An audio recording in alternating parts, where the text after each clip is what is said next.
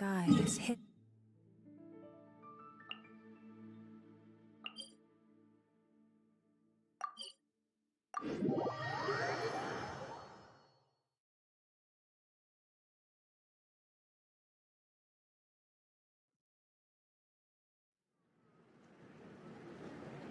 Thank you for waiting.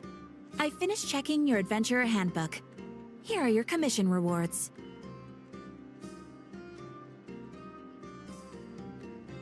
We have no other urgent commissions on the books at present. Thank you for all your hard work lately. Perhaps you two could consider taking a vacation. Amazing! Paimon never thought we'd end up having downtime and not cry.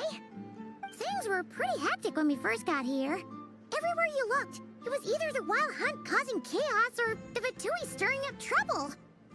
It felt like this whole region was one giant sludge half. Things were looking pretty dicey, but in the end, we managed to turn it around. Whoa! Paimon just got deja vu! Oh, that's right. It's because we've done this like a million times now. Ah, yes. Are you two aware that the Moon Prayer Night is soon to take place? Oh, yeah!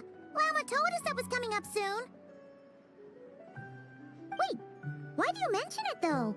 Do people in Nasha Town celebrate it, too? Paimon thought it was just for Moon Goddess worshippers. You're partially right. Most people in Nasha Town just see the festival as an opportunity to do business. They do not concern themselves with the religious element. The festival was first celebrated by the Frost Moon Scions. On this day, they would wear moon prayer blossoms and celebrate the birth of the moon goddess through song and dance. They would also prepare food and handicrafts and give them as gifts to others. Over time, it became Nodcry's most lively festival. Oh, sounds like fun!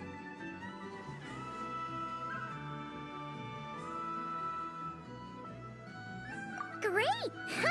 Well, in the meantime, since Catherine doesn't have any commissions for us, let's focus on some personal business instead. When we first got here, you mentioned that this was where your spaceship landed? We didn't get to follow up on it at the time, because we got wrapped up in that whole rare air situation, but now we can finally start investigating it properly.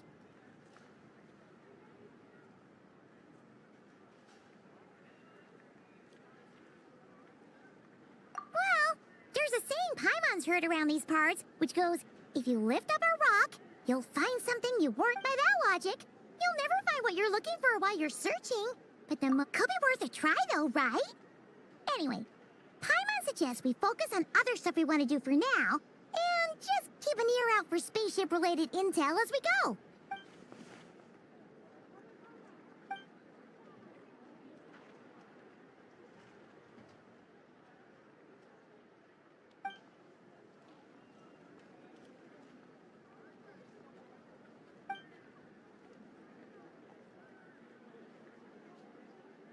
What's wrong? You look super serious all of a sudden. Huh? Paimon gets why you'd be concerned about Columbina, but what does the doctor have to do with anything? Oh, that's true. And now that you mention it, we're definitely overdue for a showdown with the Vatui. It is weird that he hasn't shown himself this whole time. What could he be up to? True. Paimon would much rather deal with Marionette anyway. She says the meanest things, but when it comes down to it, she doesn't seem like a bad person. Maybe it's the pressure of being a Fatuse? Especially as a Harbinger. Does she feel like she's gotta act tough to keep up appearances or something? But then, every time we headed out with Rarier, she always wound up having to repair Polonia and her other robots. That's gotta sting. Losing face always hurts more for people who care a lot about their image. She's probably still furious about it. What? Relax! She's not even here! Huh? What's the matter? Oh, nothing. Sorry, we'll be on our way now. Where are we again? Oh yeah, Columbina? Right, yeah, let's go see Columbina.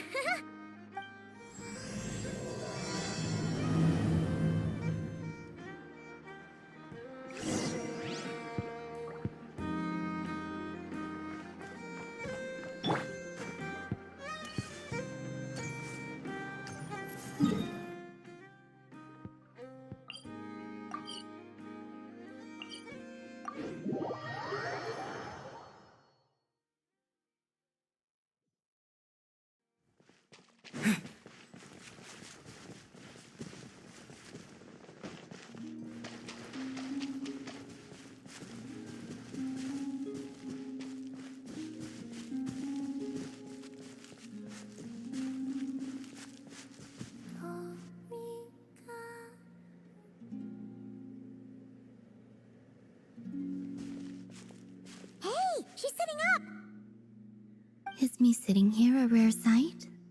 No, we just thought you'd be resting. Perhaps I would have been, were it not for the sudden arrival of some unexpected guests. Not that I consider it a disturbance. After all, you are the only ones who are free to enter. Would it not be a little unfriendly of me to lie down while we speak? I didn't realize you put so much thought into little things like that.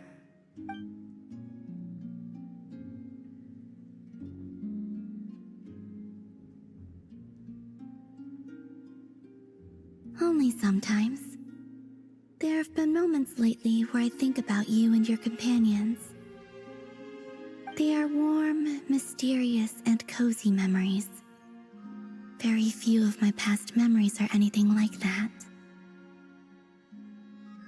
They say that travelers return home bearing bags full of souvenirs. But my luggage was empty, and I believed it would stay that way. Return home? So, you're still planning on returning to the moon? Yes. This planet continues to reject me, reminding me that I do not belong here. If I remain in Teyvat, there will come a day that I disintegrate. And I don't mean reduced to dust, or turned into food for the flowers. I mean, I will cease to exist entirely. Alright then. Well, we're sure gonna miss you. But it sounds like we'll have to say goodbye. How do you intend to return? The moon prayer night is soon to arrive. On that day, the moon will be closest to Teyvat.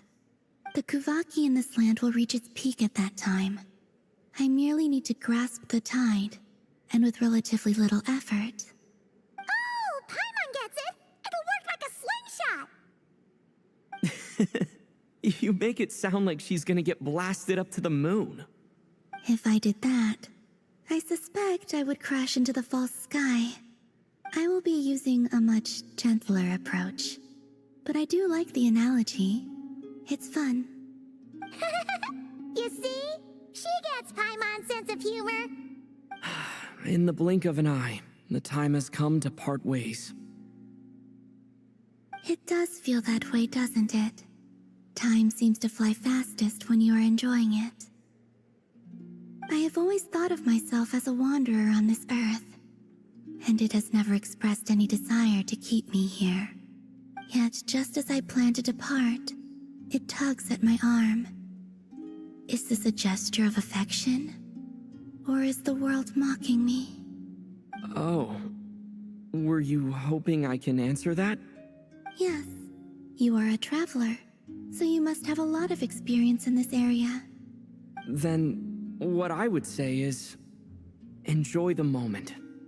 That's right! Don't overthink it! Happiness is happiness and joy is joy! The point is to enjoy it, not analyze it! I see. Then what I would say is, even though I am very tired right now, I am still happy. I can't tell from the tone of your voice. Oh, really? You don't think I sound happy? I'm just kidding. I could tell you were in a good mood today from the moment we saw you. Ah, a joke. Albeit not a funny one. Anyway, I assume you're here about you-know-what. Give me your hand. Actually, it's not that. There's something else we wanted to discuss with you. Oh, then, do you still want to give me your hand? Or not? Sure.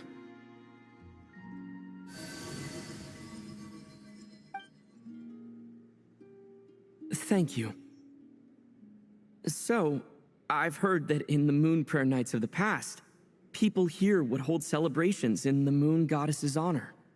Since you helped so much in our fight against the Rehir of Solnari, I think you deserve a farewell party before you return home. I haven't asked everyone else for their opinions on this yet, but I'd like to invite you to join the upcoming moon prayer night. I've never joined a moon prayer night before. I'm not sure what I would even do. Oh, don't worry about that! We take care of everything. All you need to do is show up. Of course, there's no need to force it if you're not feeling strong enough. It's just, this kind of felt like a golden opportunity. But they call me Kutar, and the Fatui have an arrest warrant out for me. I shouldn't appear in public right now. I'll make it work. You have my... Yeah, we got your back. Well, he does. Paimon's actually not too sure what he's planning. All right, if you're sure. I will not refuse your invitation. I suppose it wouldn't hurt to pack a few more sights from this world into my suitcase before finally learning what my homeland looks like. Oh, if you see Lauma, please tell her that my answer to the question she asked me is neither yes nor no. Rather, it is, there is no need. That was kind of cryptic, but sure. Guess it's between the two of you. We'll pass along the message. Bye for now.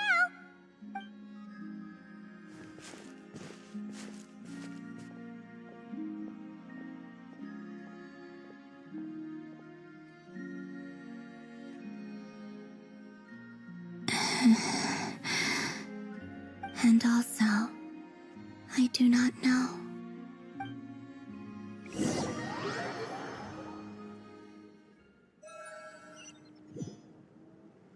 Since she's agreed to join the festival, let's go see who else wants to take part. Lauma's gotta be the person most familiar with the Moon Prayer Night. We should start with her. Also, what exactly is your plan to keep her safe? Not sure yet. I'll figure something out. What? Are you serious? And Paimon even gave you her vote of confidence back there. When did you become so sneaky?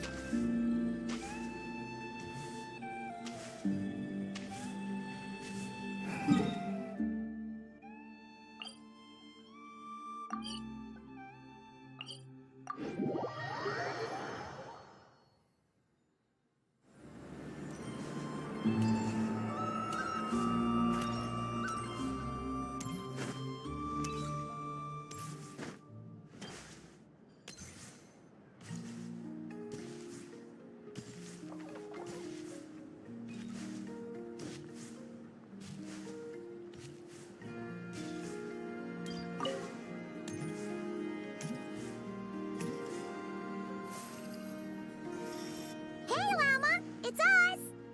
Huh? Varka? What are you doing here? Beats me. I had a bit too much to drink last night, and when I woke up, I was on Hisi Island. Mr. Varka is helping to oversee Nasha Town's preparations for Moon Prayer Night. He is here to go over some details regarding the decorations and custom cloth designs. Right, yeah, that too. What do you mean, that too? Yes, celebrating this festival is a long-held tradition here in Nod. On this day, the crescent moon at the top branches of the verdant crest turns into a full moon, and the moon prayer blossoms bloom with a special radiance. Our people take these to be blessed omens. It's an especially welcome event coming off the back of all that nasty business with Rare. Everyone got put through the ringer recently, and now they're looking to turn their fortunes around. The big shots in town all agree that a big, lively celebration is just what we need to rebuild people's faith in this place. No wonder Catherine said that people weren't so bothered about the religious element. That's right. It's become more of a local custom by this point. The celebrations have little to do with whether the religious stories behind this event are true or not. Even the Frost Moon Scions are eagerly awaiting the coming of Moon Prayer Night, despite now knowing that their past beliefs were founded on a falsehood. That's fair. It's a bit like the Lantern Ride in Liyue. It's a chance for people to enjoy themselves, not debate the existence of the Adepti. Oh, one other thing. We just went to see Columbina. We went ahead and invited her to take part in the festival this time. Hope it's okay. Wait, so... you mean she agreed to it? Huh. That's quite a surprise. Then I suppose that she intends to return to the moon on that day. Oh, yeah! It's kind of a complicated process, but basically, it's like a slingshot. I understand. In truth, I had a feeling that she might make such a decision. Well, if Kuthar has decided to participate in the festival, we should prepare accordingly. Yeah, exactly. She was saying how it could be risky for her to show her face in public. We were wondering if there was any way we could hide her. Unfortunately, the people who carved the statues did an excellent job of capturing her likeness. It will be very challenging to hide a goddess whose face everyone is so familiar with. Darn! We may have bitten off more than we can chew here. Nah, don't sweat the small stuff. We can handle that. Huh? Are you saying you have a plan? Not as such, no, but the most important thing with a festival is to keep the mood light and your spirits up. You can't go preparing for a festival with those long faces. You'll never convince anyone to enjoy themselves. The Mondstatter spirit is strong with this one. As it happens, I agree with Mr. Varka. Let's start by making our appreciation for Kuthar the beating heart of the festive atmosphere. And who knows, once we get the ball rolling, perhaps everything will just fall into place. Hey! Did you catch that? Llama said the thing! Or close enough, at least. I'm looking forward to the Moon Prayer Night already. We have a festival in Mondstadt called Windbloom, and you can always tell which couples are celebrating it for their first time by the smiles on their faces. Big, beaming smiles like their whole face is glowing. And I have a feeling we'll get to see that same smile on the Moon Goddess's face at this festival. Not quite the same, surely. Anyway, I'll take care of business in the city, but I'll have to leave the decor up to you and the Frost Moon Scions. No one else can capture that traditional aesthetic quite like you guys. But lastly, there's the final key element that brings the festival to life. Companionship. Before you leave, let me show you something that we've been preparing. Mr. Varka had asked to see it already, so you may as well tag along. Also, I have some further questions about Kuthar's decision.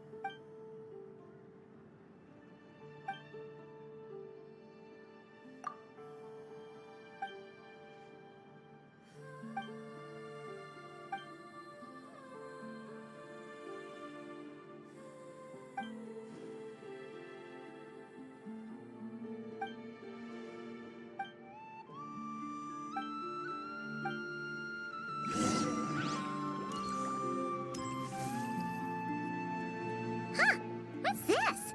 They sure look like they're having fun. I believe so. Kuhenki seem very skilled at playing drums like these, although I'm not sure where they learned it from. Maybe it's an innate talent? In their eyes, they're probably just playing with toys. Wanatar! You want to play too? Yeah.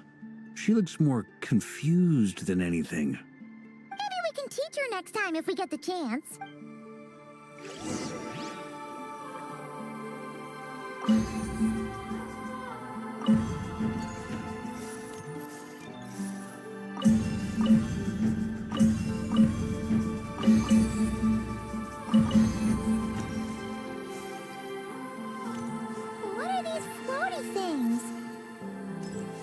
veils.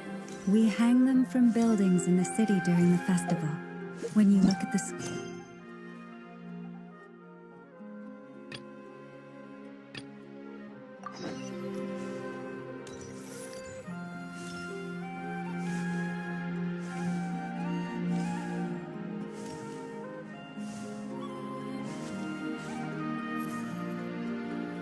Everyone seems hard at work. They're preparing items for Moon Prayer Night. For instance, the sculpture being made over here, Mr. Varka and I were just finalizing the details of where it will be placed. Ah, there she is. I didn't know the finished article would be so large. Not to worry, though. All the necessary arrangements have been made. Just let me know once it's ready, and I'll get some people to ship it over. You have my thanks. And over here, we are preparing a very traditional confection. Oh, look at all these colors! It looks great! Can Paimon try one? Of course. I have a feeling you'll like it a lot. You bet! Sweets and treats are Paimon's favorite. If you included those in the Feast of the Moon, I bet Paimon would have joined the Frost Moon Scions by now. There will also be verdant crests like this present in Nasha Town during the festival. The timing of Moon Prayer Night is not completely set in advance. We make a rough estimate, then observe the changes in the verdant crests and moon prayer blossoms to guide us. As such, the wait itself is a fun feature of this particular festival.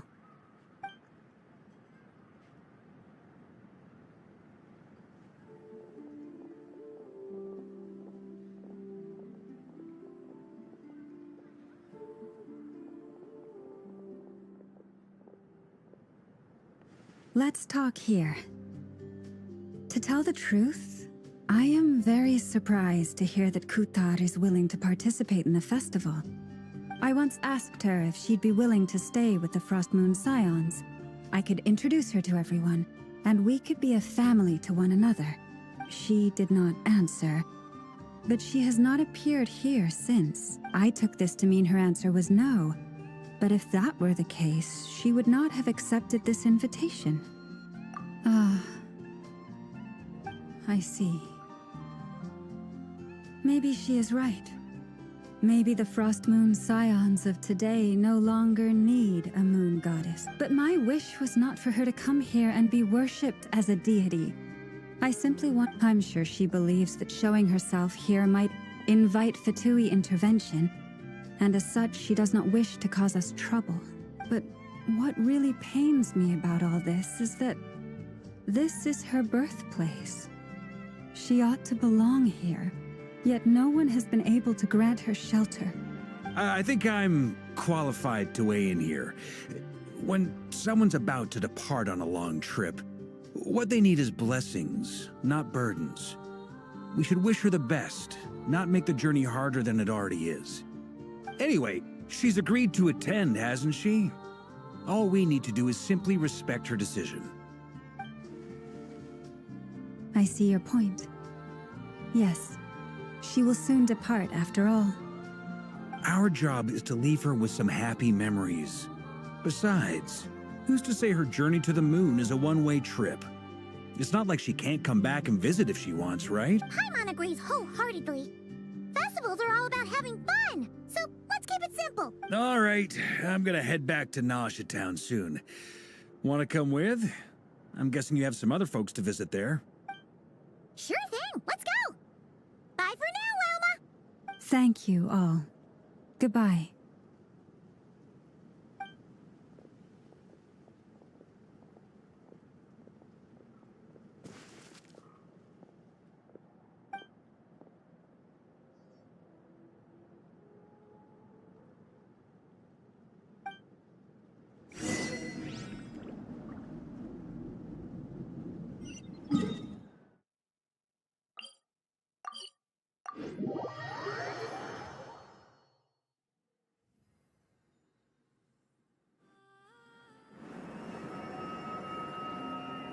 Huh? Hey, over there! It's Duran and Albedo with Flints! What could they be chatting about? Your guess is as good as mine. Ah, Grand Master, and the Traveler and Paimon. Hello there. It's been a while. Perfect. We have some new volunteers for our investigation. Wait, let me guess. The righteous Lightkeepers are finally ready to hunt down the Abyssal Dragon? Yes, that too. Yeah, right. Oh, wait. Why does everyone keep saying that too? Well, to be precise, the facts match, but not the causality. Wait, so I guessed right? Half right. Don't act so impressed with yourself. Maybe I can explain. We ran into Mr. Flint's north of Nasha Town. At that time, we just noticed a few abyssal creatures out in the wild, but the strange thing was, I didn't detect any traces of abyssal energy on them at all. On closer inspection, we realized that they were not real monsters, but something akin to reflections in the water, or perhaps a mirage. Huh? What do you mean? Like, you could see them but not touch them? Exactly. It was very peculiar. They roared and tried to attack us, but we could not make any physical contact with them. I think I've heard of things like that happening in Notcry before, but I don't know much about it. Yes, it's a known phenomenon. Mirage-like illusions tend to appear in Nodcry in the run-up to Moonprayer Night. From a distance, they appear quite real. I myself thought that Misters Durin and Albedo were locked in battle with abyssal monsters when I first arrived. But after sharing intel and investigating a little further, we can confirm that these illusions are harmless. They're... All the Mirage stories I've heard are either animals, rocks, or small houses. Abyssal monsters, though? That's a first. It's a first for me, too. So I'm planning to look into it further just to be on the safe side. I intend to inspect a few more locations. What about you two? Any plan? Alice contacted me a few days ago. She'd like me and Durin to assist her with an experiment, but we lost contact shortly after receiving the message. I'm sure that comes as no surprise to anyone familiar with her. We don't know when the wind will blow, yet when the wind blows, we will know. That, in a nutshell, describes how Alice operates. Yeah, that tracks. Okay. Well, I suggest we investigate this Mirage business in the meantime. It's piqued my curiosity, and I'm pretty sure I know someone who will already be 10 steps ahead of us. Well said. Right? Whatever's happening in Notcry, she always seems to be the first one to know. Let's go see what she knows. We can invite her and her staff to the festival while we're at it.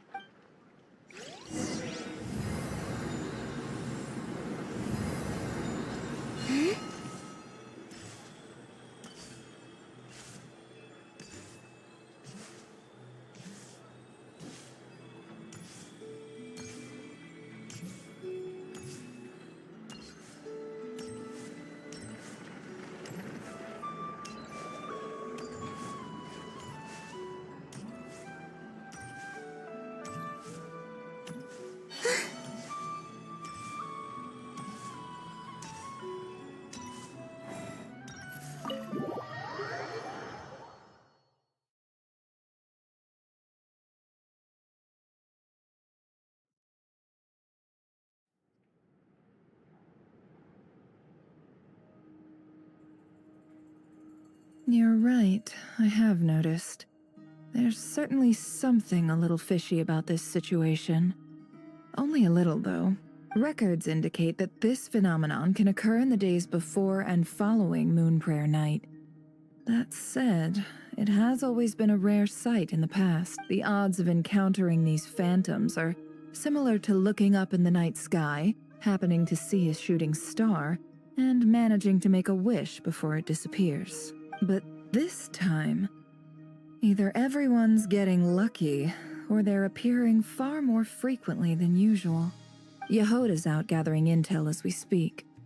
In the meantime, let me check off some points of interest. First, the Abyss. The ones we saw seem to be abyssal monsters. Indeed. But we have identified one location where many more of them have made an appearance.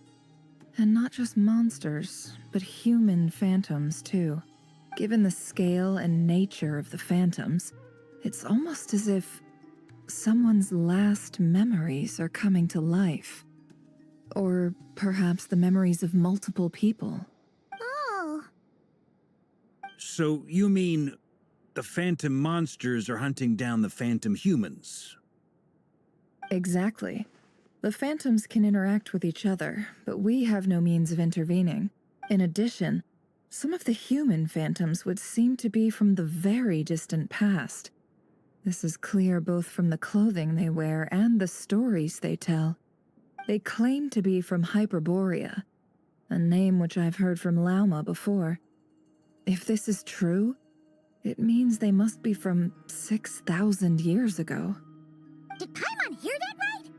6,000 years?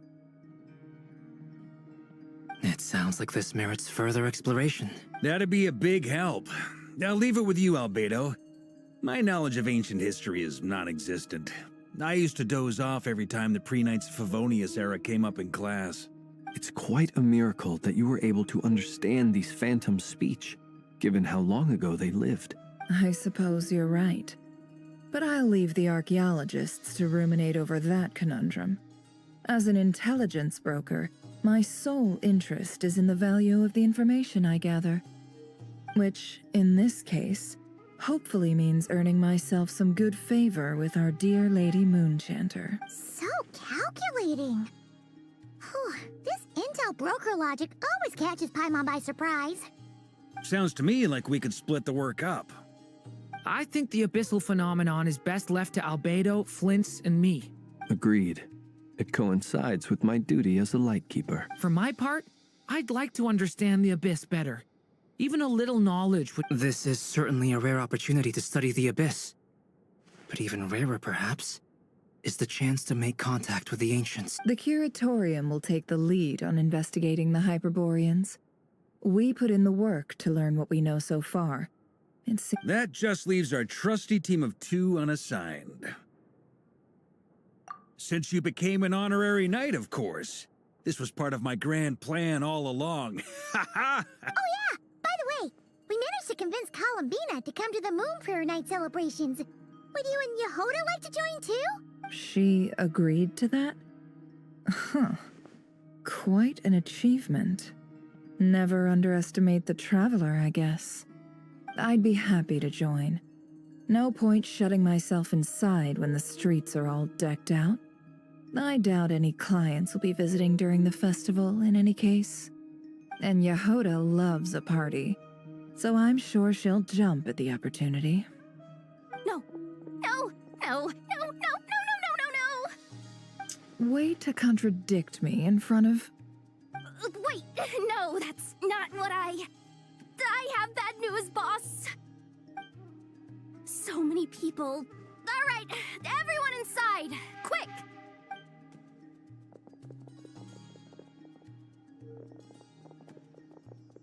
This is gonna sound crazy, but hear me out.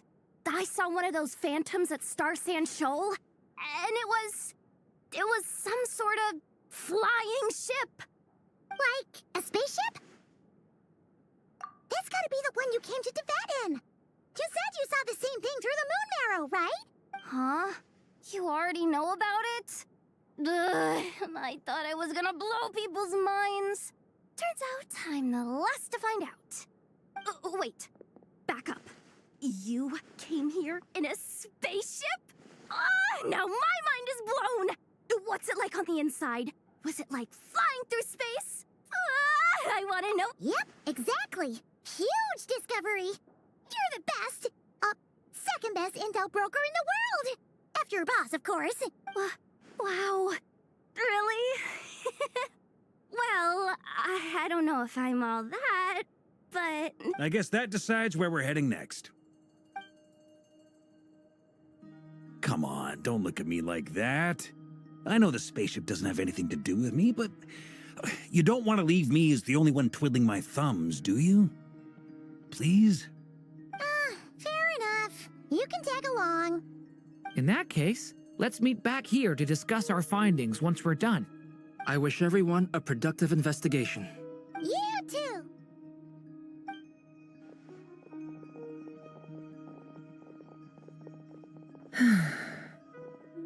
What's up, boss? Aren't we gonna head out? Tell me, Yehoda, when did the Curatorium start giving out intel for free? Oh, sorry, boss.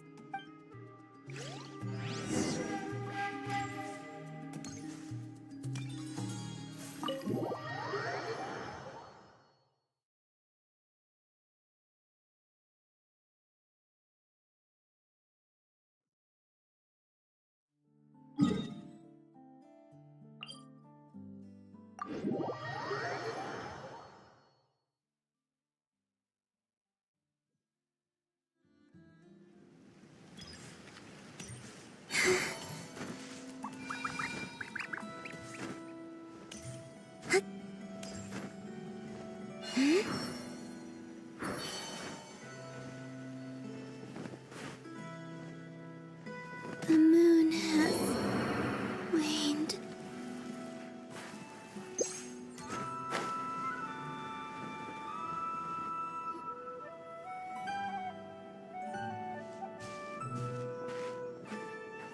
Wow, what do you know? Yehoda was right on the money. This phantom really is your spaceship, but that's so weird. Why would it show up here? Is it some kind of projection? Or a ghost? Like, maybe it no longer exists, but somehow it left an afterimage? Ah, you're already here. Miss Lauma, what a surprise. I was, until one of our people informed me that a strange sight had appeared at Starsand Shoal. No one's ever seen something quite like this before. I thought I should see it for myself. Same here. Oh, so we heard that these things appear around the festival period. Any idea why that... Unfortunately not. We have very limited information about them, since they can't be interacted with. And no human phantoms have ever made an appearance before now. The most we've been able to deduce is that these sightings appear to be connected to the increase in Kuvaki energy around this time. Yeah, seems like that's all we can do. This is all so confusing. Allow me to lend you a hand.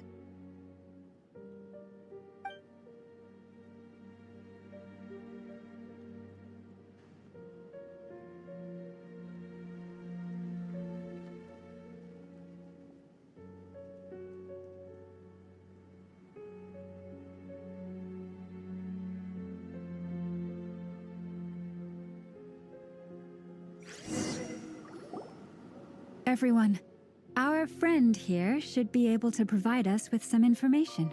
Is that a phantom Rhyme-horned? I've heard about how the Frost Moon Scions live in harmony with the animals and can even communicate with them.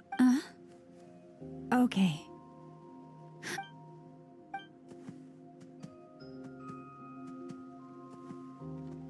Oh, it's leaving.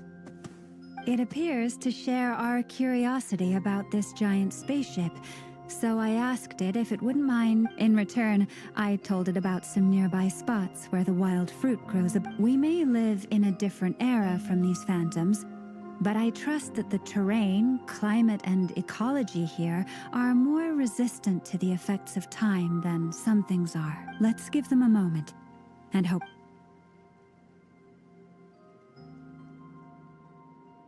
All back together? Must have been a lot of fruit. Indeed. Now let me ask them some questions.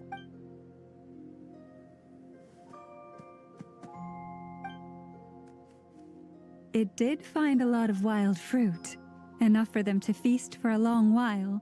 This puffin circled in the air several times, but didn't spot anything out of the ordinary. Certainly nothing to do with the spaceship. Huh. Well, it definitely makes sense to get a bird's eye view. Indeed. Other than that, I was also thinking that... Oh, I get what you mean. The wild fruit exists in both times and spaces, but there might also be things that only exist in that space-time, which we can't see. Good point. Great thinking, Lauma. Blunthorn rhinos can use kuvaki to shift great rocks. But this one says it couldn't get that ship to budge by even an... The sniffer mole tried too, but despite being a skilled digger, it could not get through. They say that the spaceship looks robust and undamaged. It seems completely impervious to any and all attacks. Whatever lies within is well defended from So, just like us humans, there was nothing they could do about this? Yes. Still, we are grateful for all your efforts. I've noticed some other human phantoms gathered nearby. Come on.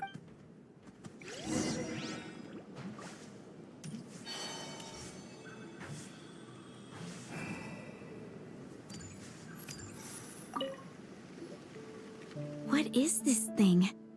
I've never seen it move, and there's... Goodness knows. My grandpa says it's been sitting here at least since his grandpa was still alive. What about his grandpa? Did he say anything to your grandpa's grandpa about it? Huh? I don't know. In all likelihood, it was here back then too. Hard to imagine something this huge could move. Guess that means that as far as they're concerned, this ship's been around a long time.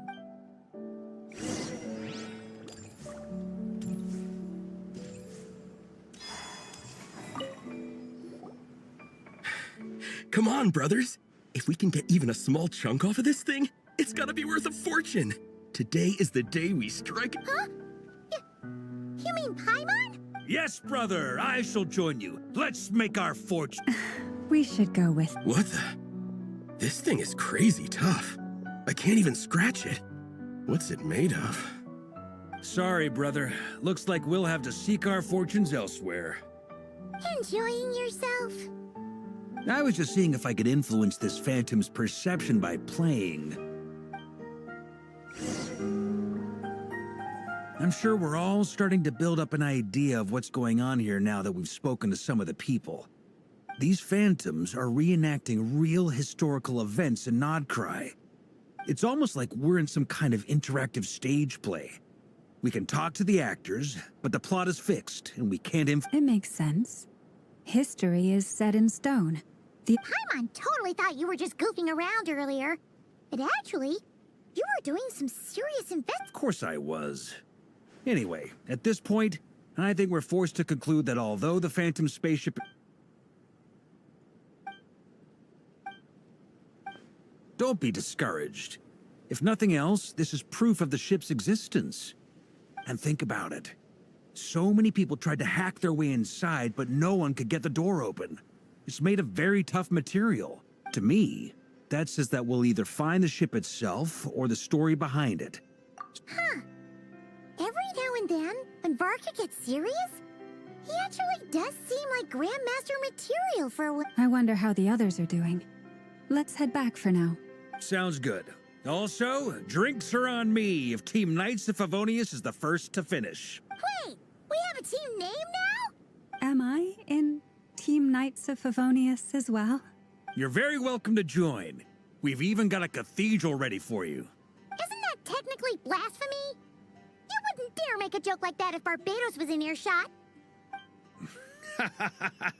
Nah, I'm sure Barbados doesn't mind a little harmless blasphemy once in a while.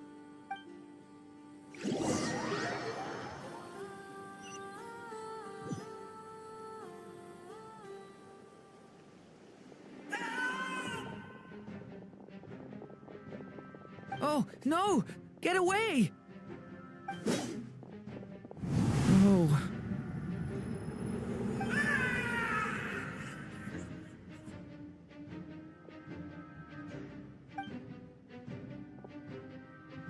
I know it's hard to stomach, Mr. Duran. But as I'm sure you've noticed, there is nothing... But we have to at least try... And try you have. But are you aware... I wasn't... I'm afraid this is the 39th failure so far.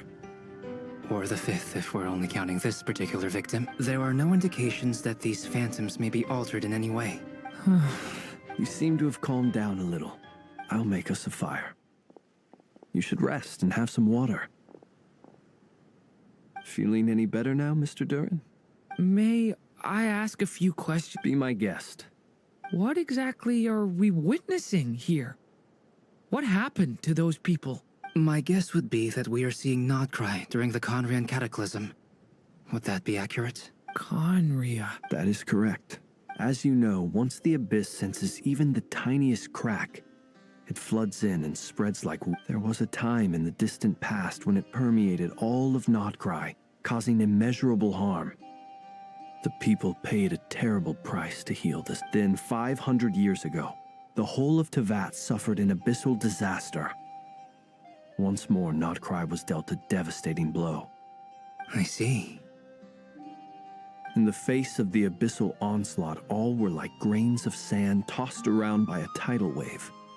Be they human, fae, or god. The moment you witnessed is but one drop in a whole ocean of catastrophe. All right. I guess that answers my second question, too. I wanted to know why there's nothing I could do to help them, and that's because what we are seeing is history. That would be my guess as well. As I understand it, history and fate are not all that dissimilar. The latter may be unseen to us, but both are immutable. Yes. Fate was determined long, long ago. I still have a couple of other questions for you, Mr. Flint's. You mentioned more than one abyssal disaster that has struck this land in the past. How can you be sure that what we're seeing is from the Conrian incident? And also, how are you able to stay so calm when you're talking about these events? From everything I know about you, you're not cold or ruthless, and you're not indifferent to the suffering of others. Alas, I am forced to show my age. I must be 600 or 700 years old by human measure. Wait, so you... One is not easily moved by history when one has witnessed the truth firsthand. I'm sorry.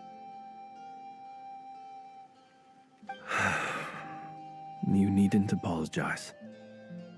Your passion is a good thing to have. Treasure it, because someday you may find it in terribly short supply. Now, at the risk of offending you, I have a question in return.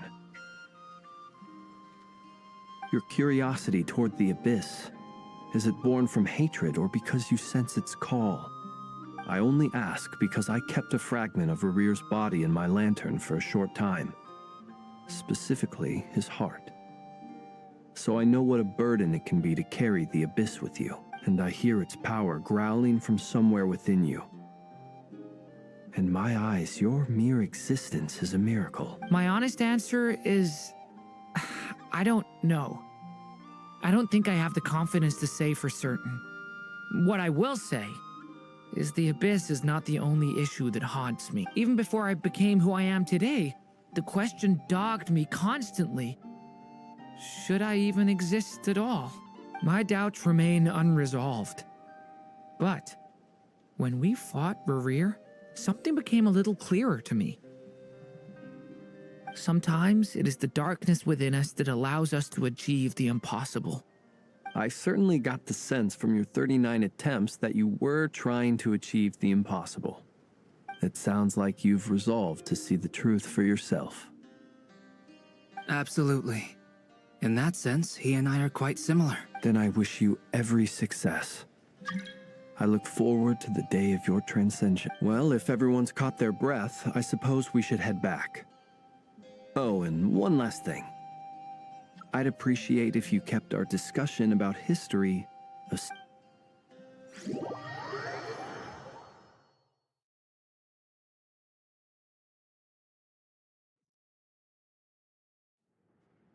Incredibly, our separate investigations led us all to the same conclusion.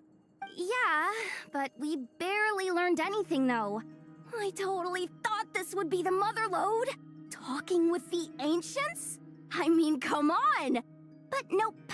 All we got was useless snippets of conversation. And all this stuff about moons and hyperopia. What a load of baloney. Seems like people back then had a few screws. I understand your frustration. We found the same issue. Each phantom only showed a very brief moment in time. There isn't much value to be found in these miscellaneous fragments of a civilization's history, no matter how glorious it may be. If there's a silver lining, it's that these phantoms are harmless to the present reality. They shouldn't get in the way of the festivities. Paimon agrees. And not just because it's the first thing she understood in this whole conversation. You look disappointed, Nefer. Is something the matter? What do you think? We all worked our tails off, but the only one to gain anything from it was you, Lady Moonjanter. Well, please do share the Hyperborean records with me. I will gladly inscribe them in our people's documents. Oh, duh! Yeah! That was it! Hyperborea! I'm serious. Only an expert in the Frostmoon Scions and their history can turn these records into valuable research material. The alternative is to let them gather dust on the Curatorium's storage shelves until the pages turn yellow. Nefer, you're wise enough to know that cooperating and sharing the profits is the best course of action here. Well, that goes without saying. Sure, let's do that. Huh? But didn't you say we aren't supposed to give out intel for free? Sorry. Shutting up. Shutting up. Now is not a good time to push Nefer's buttons. Anyway, back to Moon Prayer Night. I'm thinking that we should prepare something a little special, aside from the usual decorations and so on. You mean a parting gift? Can't go wrong with food. Although, does food go bad on the moon? Perhaps a lantern would be a better choice. It might be dark up there. It could prove difficult to light a lantern on the moon. Magical stones might serve that purpose better. What about a clockwork mecha model from Fontaine? I've got a whole bunch at home. I use them for fighting practice in my None of these sound like things she would be even remotely interested in. But we... Yeah. It would really save us the guesswork if someone could find out what she's into. Wait, what the? Traveler? They're all looking at you. Great! Haha, problem solved. Now, I need to stop by Dory's. Gonna need her help sourcing a bunch of stuff for the festival. Then let's leave it there for now. We all have our own business to attend to. Traveler.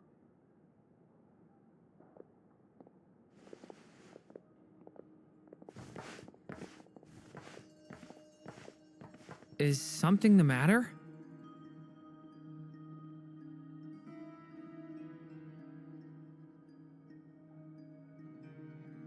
I'm fine. It's just... I'm still feeling a little rattled after witnessing the horrors of the Abyss. But it's okay. This is something I have to work through. I'll be all right. Thanks for your concern. Well, don't put too much pressure on yourself. If you ever feel like something's wrong, physically or mentally, we're here to talk. Come on. Stop treating me like a kid.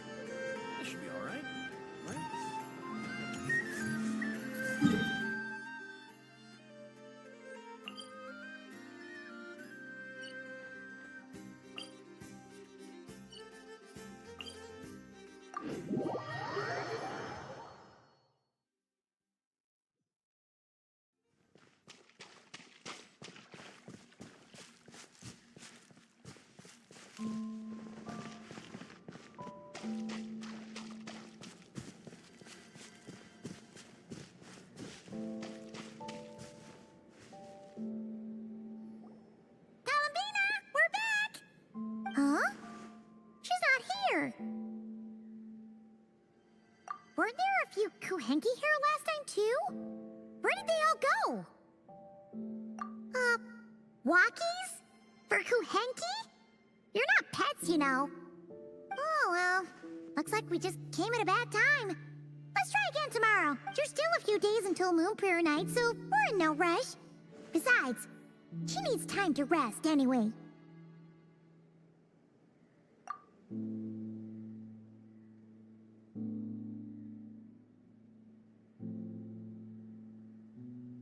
Kalamina! Are you back yet?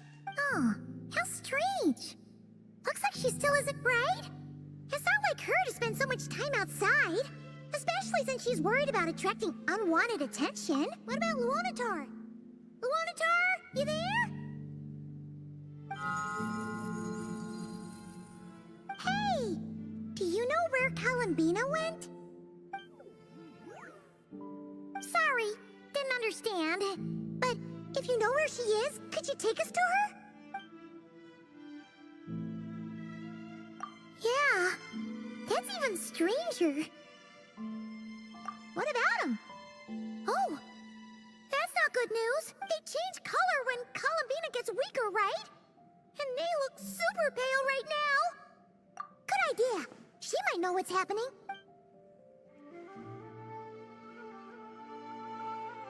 Llama!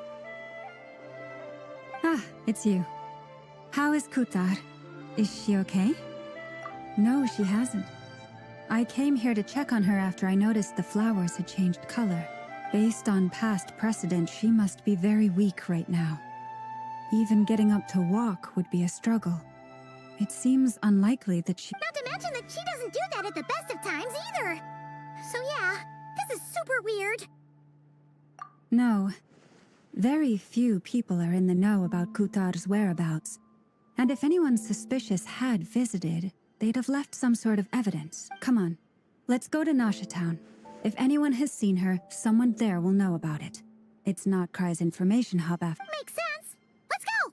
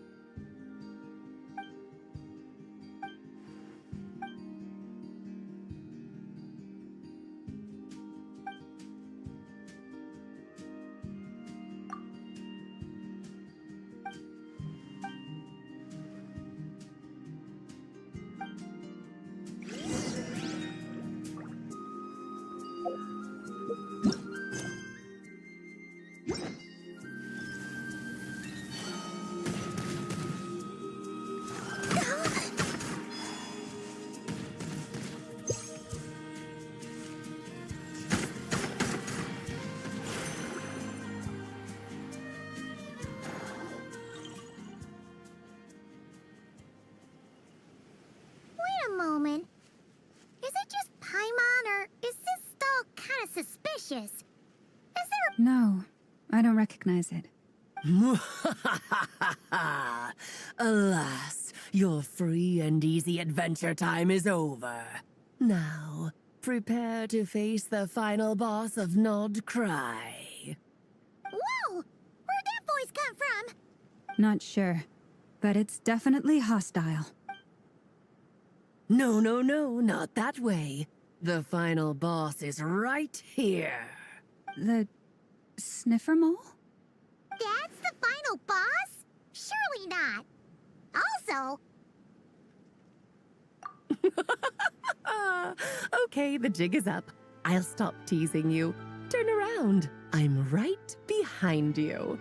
It seems I've managed to leave quite an indelible impression, even though you've never seen my face. Ah, nothing could make a great maid more pleased with herself.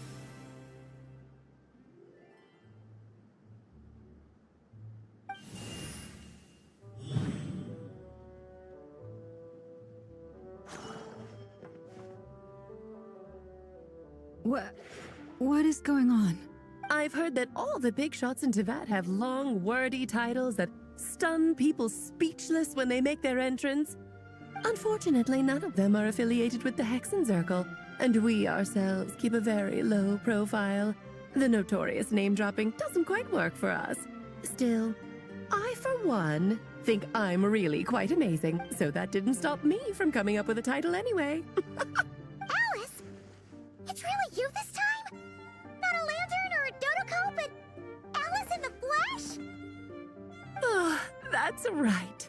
So, what do you think? How does it feel to finally meet me? You look like... Oh, that's the first thing you thought. A little surprising, but that actually makes me very happy. Because that means that when Klee grows up, she'll be just as stunningly beautiful as her mother. So she's a friend? Kind of. This is actually the first time we've seen her in person. I see. Madam Mage, that was, quite a powerful entrance. It's okay, Lalma, don't force it. Paimon will do the honors. This is Alice from the Hexenzirkel. She's a friend of ours. And of Arcus, too. That's right. She's a good person, just kinda... unpredictable.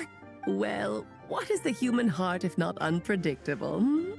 If we could not do as we please, how would we differ from machines? I am Lauma, Moon Chanter of the Frost Moon Scions. Oh, I know. Before you got here, I spent a good, 15 minutes getting up to speed on Nodcry's present situation. In other words, I've read the whole in the last episode part, so we can skip the pleasantries. Fair enough. Well, Miss Alice, I can already tell that you have quite a unique personality. He'll get used to it. Paimon sure is. So anyway, what are you doing in Nodcry, Alice? Oh, I thought I told you already. This time, I'm the final boss. And what a formidable foe I shall be. Powerful, confident, decisive, and good luck finding my weak spot. You will never succeed. Oh, drat. My one weakness, and you found it in an instant. Fate has been dealt a devastating blow. Thus falls the great Dodo King. Why are you playing along with this nonsense? For funsies, of course. What's wrong, Paimon? Are you disappointed in me? Am I a gigantic letdown? No, it's just... you seem like a busy lady. And this is the one time you've shown up in person. Paimon figured it would be for something more high stakes than just goofing around. You're quite right. I'm here in Nodcry because something big happened. Something big enough it caught the attention of the Hexenzirkel. It concerns the 3 moons, Teyvat's borders, and of course, the moon goddess you are currently searching for. Kind of. Why don't we discuss this over a pot of tea? My main reason for coming on this trip to Teyvat was, of course, to have some fun. But I do technically have a job to do as well, namely, maintaining the stability of Teyvat's borders. I'll skip over the complicated parts, but to sum it up, abyssal energies are all that lie beyond Teyvat's border. We'd find ourselves in a real pickle if they ever made it through. And the phantoms you've been seeing are a sign that the border has been disturbed. No wonder they tend to show up around Moon Prayer Night. Is it because the real moon is now so close to us that its power can cross the border? In part, but only a negligible amount passes through. Just enough to influence the verdant crests and so on. And as you've noticed, there has been an unprecedented number of phantoms appearing this year. The influence of the moon beyond the border cannot explain this. No. There is another far greater factor at play. The trilunar syzygy. A trilunar syzygy? Eons ago, before the heavenly principles came to Teyvat, it was the then 3 moon goddesses who controlled the laws of this world. Oh, that's exactly it! The 3 goddesses split these powers amongst themselves, promising never to consolidate them into one singular body. This was meant to keep the world stable. But, fast forwarding to the present, the eternal moon's marrow is with you, while the iridescent moon's marrow, which should never have appeared in this world, has been retrieved. Add that to the presence of a moon goddess in the flesh and... the power of all three moons is gathered here in Notcry. There hasn't been an event like this since the War of Funerary Flame, and it's having a noticeable effect on Tevat's borders. Because I wish to give my darling daughter a peaceful, sunny environment to grow up in. Is that a good enough reason? Kinda sounds like you're dodging the question, but it does make sense. Well, that's one reason anyway, and the most important one. The others are a little complicated to explain. For instance, cleaning up after dearest Miss R. Albedo could tell you more about that if you're curious, but right now, I have a more important question to ask you. Why are you collecting the moon marrows? I see. Nicole told me about that legend once. Nicole? You mean meet Anne? Oh, so you remember. Yes, of course. That was a story about fate, her area of expertise. But back to the story of our dear moon goddess. I'm afraid her intended method of returning to the moon is unlikely to work anymore. What does that mean? She may be missing, but she hasn't gone anywhere. She has disappeared.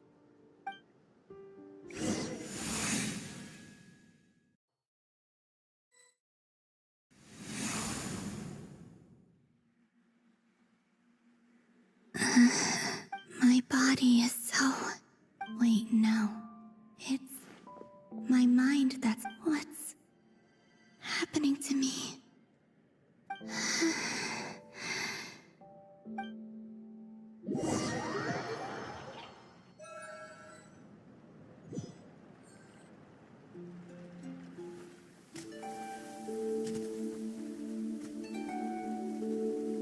Are you out for a walk too?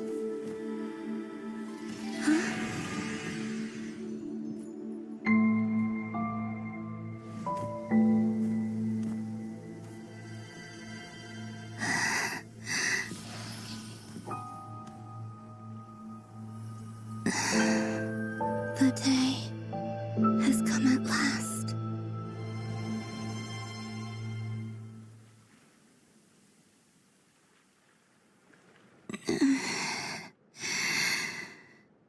Have I grown so weak that I can't even sustain my physical form?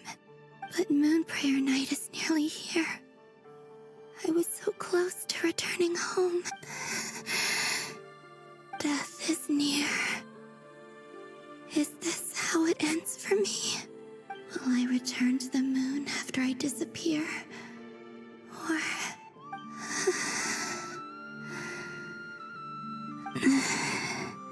So far, at least, I still exist. Even if not physically, I can still feel. But as my power wanes, I'm sure that too will fade. I suppose I might take one final look at this world. The world.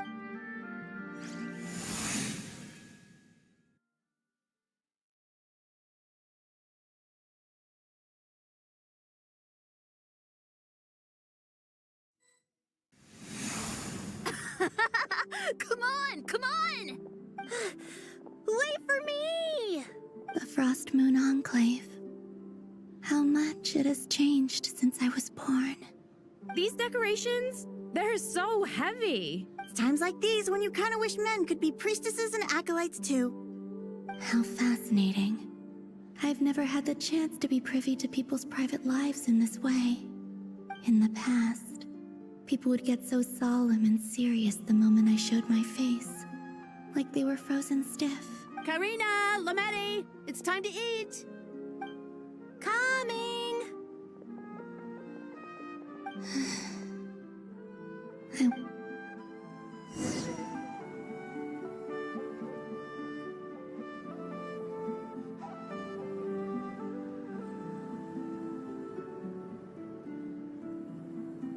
So just fill these balloons with air, right? Yep. Try a couple now to test things out. The rest can wait. Think fast. Rita! Teasing an acolyte of the Frost Moon Scions? Surely that's a punishable offense. Take this! Huh? All right, enough horsing around. Lady Lauma gave us a task. We should get back to it. The task is just to check that the balloons don't leak, right? Doesn't matter if we fill them with air or water. Yeah. Okay, you got me there. And you got me there. But still, we can't use all the balloons before the festival even starts. We won't use all of them. And as long as Lady Lauma's trusted acolyte doesn't snitch, this can stay as a little secret between friends. A couple more can't do any harm, right? Oh, you menace. Then, think fast! Is pumping a balloon full of water really so much fun?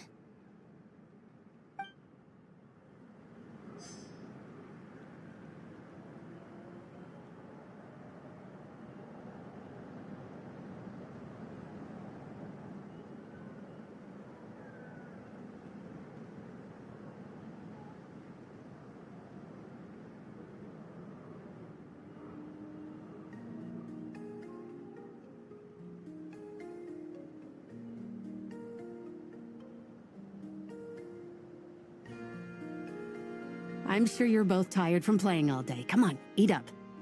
A plain, humble meal. That has always been the way of the Frost Moon Scions. Huh? How come Lamatti got a midsummer berry dessert? Oh, I always get Lockaberry.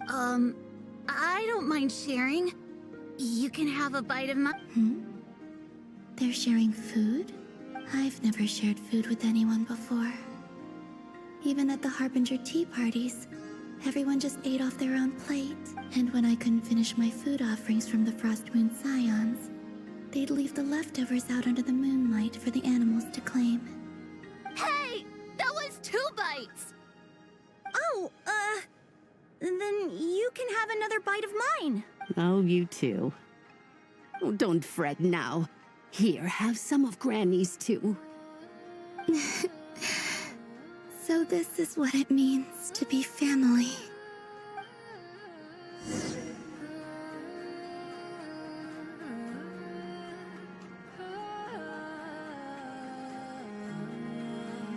I'm seeing so much that I'd never usually get to see. They'd never act like this when I was around. It's nice, being able to just watch people in peace in these final moments. What a rare opportunity. I think I'll go take a look around Nasha Town, too. Maybe the Traveler will be there.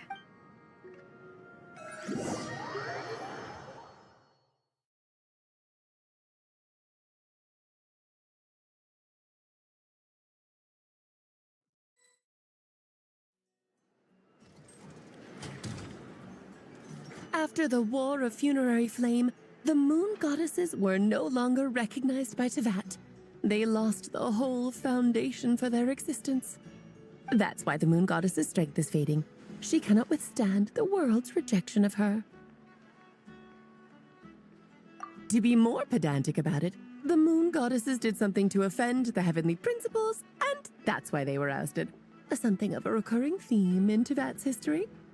Theoretically, speaking so candidly should put me in their crosshairs too, but they can't tell me what to do. I'll say whatever I want. Anywho, the Moon Marrow energies were but a drop in the bucket for her, and that battle against the Ray Hair of Solnari only weakened her further. Fortunately, it happened close enough to Moon Prayer Night when the Kuvaki concentration here is high. That's the only reason she managed to survive this long. What do you mean, fortunately? You said she disappeared. Oh, what a headache. I thought this was all common knowledge. I guess I have some more explaining to do. Okay, buckle up. It's time for another lecture.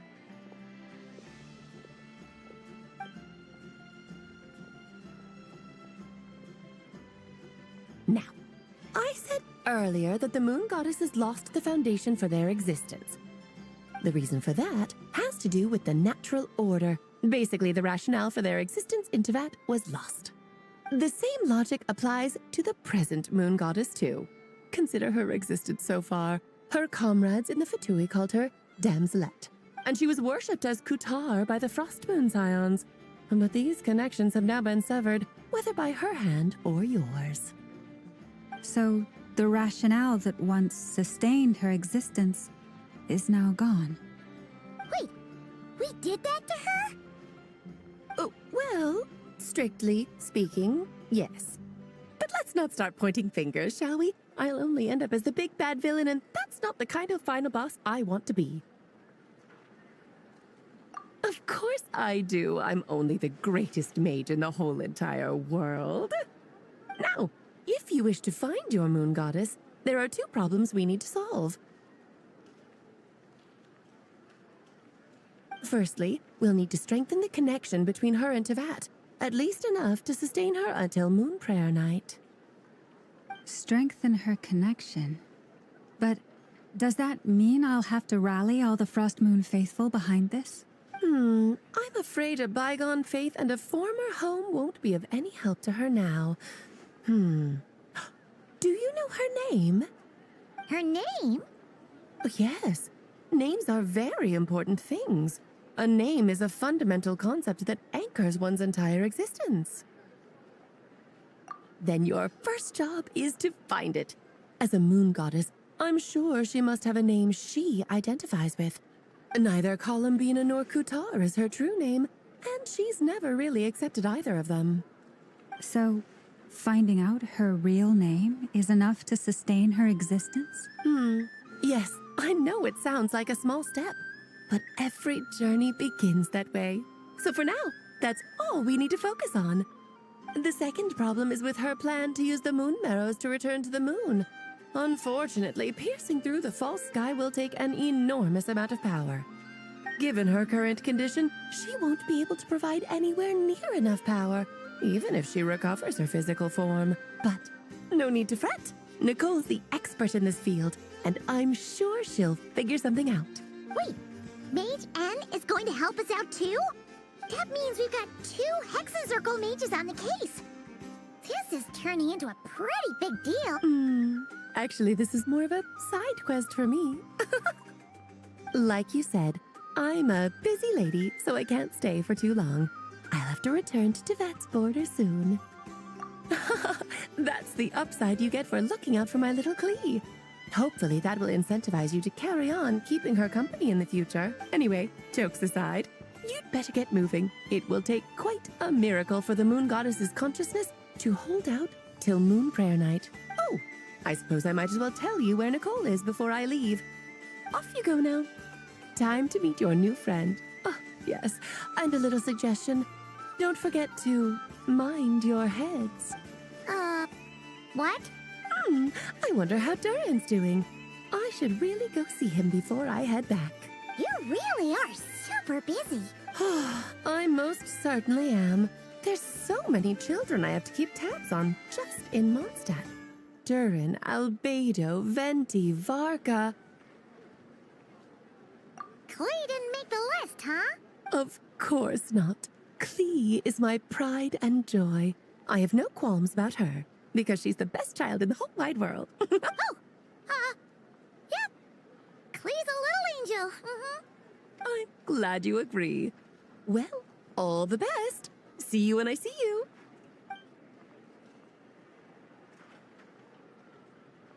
She left in a hurry. Yeah. She didn't pack up her stall. Should we handle it for her? I must say, I'm now very curious about her daughter. Klee, wasn't it? What's she like? That's a long story. Come on. What a lively place. I've never experienced Nasha Town like this before. Hey, you old geezer! Your hammer's rusted through! Who are you calling old geezer?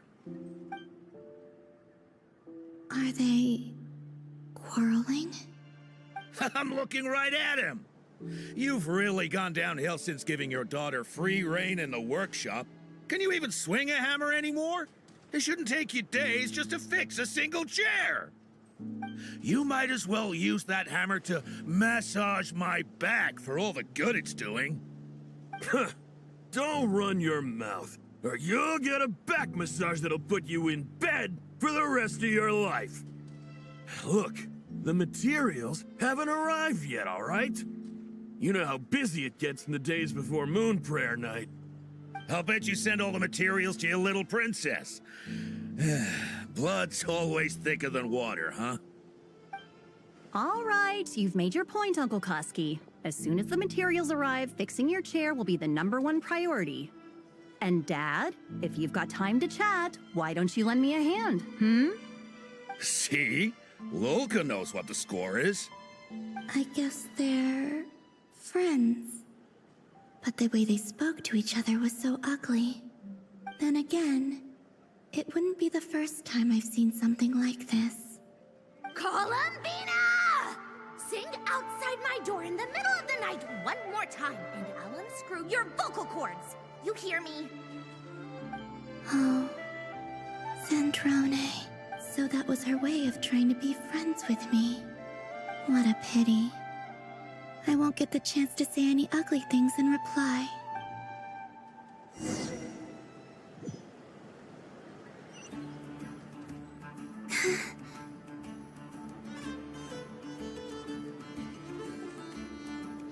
Hey, have you decided what to give her for Moon Prayer Night? I sure have. She's gonna get the surprise of her life when she's least expecting it. Then I'll whip out the ring and pop the question. The surprise of her life. What a fun turn of phrase. Cool, I get the picture. You can spare me the gushy details. Ooh, looks like we have a customer. Hello there, ma'am. Would you like some Moon Prayer Night candy? Huh? Is he talking to me? Can he see me? Here you go. Oh.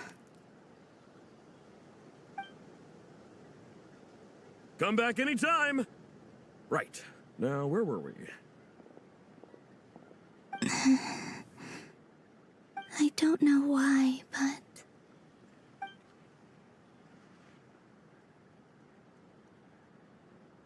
The most important thing right now is to find that mage. This name thing seems super important too, but where do we even start looking? I'd better go pay the Fatui a visit.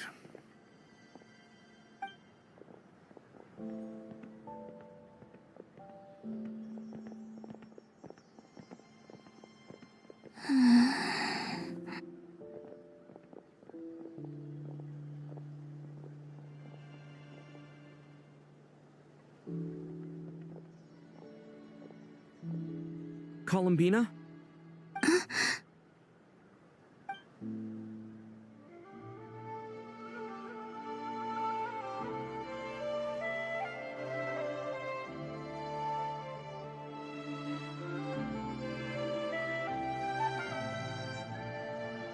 Traveler? Let's go! This is no time to be spacing out!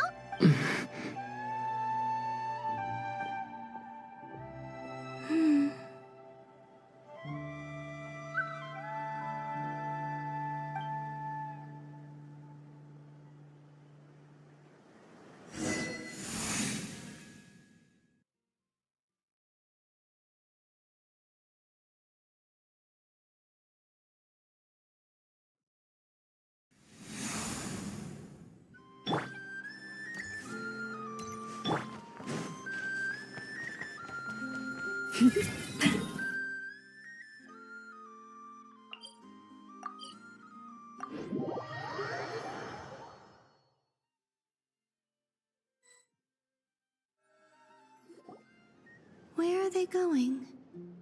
They mentioned a mage and... a name? So, Mr. Varka, are you acquainted with this Nicole? Or should I call her Mage N? Ah, not really. We've never met, though she has come up in conversation. From what I've gathered, Alice kinda took Nicole under her wing. Taught her how to speak in a more ladylike fashion, that kind of thing. Huh. Hard to imagine Alice as an etiquette coach. Yeah, Alice is a larger-than-life personality, I'll give you that. But then again, that's why she's able to draw such an eclectic mix of people into her inner circle.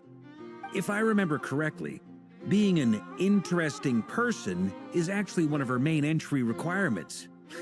So, if you ever wanted to join the Hexenzirkel, I'm sure you'd both be eligible to apply. Hey! Don't go around making promises on Alice's behalf. I wouldn't dare. I'm just trying to paint a picture of the Hexenzirkel for you. Okay, sure. Anyway, since none of us have ever met Nicole, how are we supposed to find her? We can't just go up to every woman in sight and ask, "Hey, are you Nicole?" Maybe something she's wearing will give it away? Like, a windbloom pinned to her chest or something. Wait a minute. Alice never said Nicole was from Mondstadt. Oh, true. That would be this young lady, then?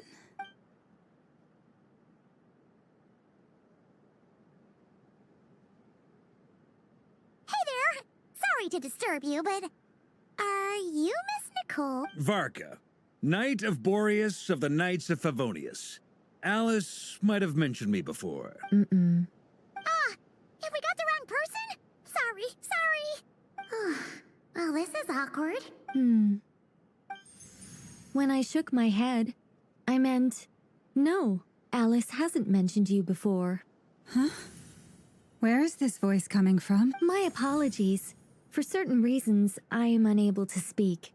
This is the only way I can communicate with you. It might take some getting used to, but I hope you can understand. Hey, it's fine. I'm more shocked by the fact that Alice never speaks about me. As for you two, we have crossed paths twice before, but it is nonetheless a pleasure to finally meet you. It's really you! Thanks for all your guidance in the past. You're quite welcome. This time, things are different. We have reached the unwritten pages of the story. You might say that we stand at the crossroads of fate. Now then, allow me to formally introduce myself. My name is... No, stop! Alice! I can't believe it!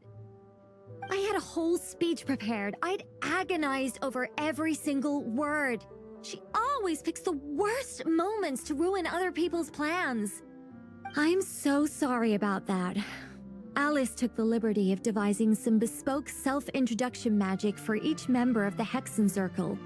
But I could have sworn I deleted all of the triggering conditions for it. How did it bypass everything? Oh gosh, this is so embarrassing. This is a very different side of Nicole than what we're used to.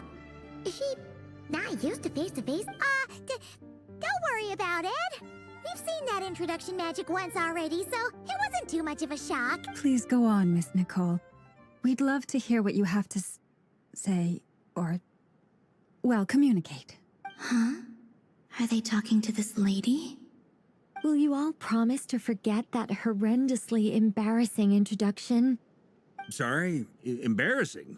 When?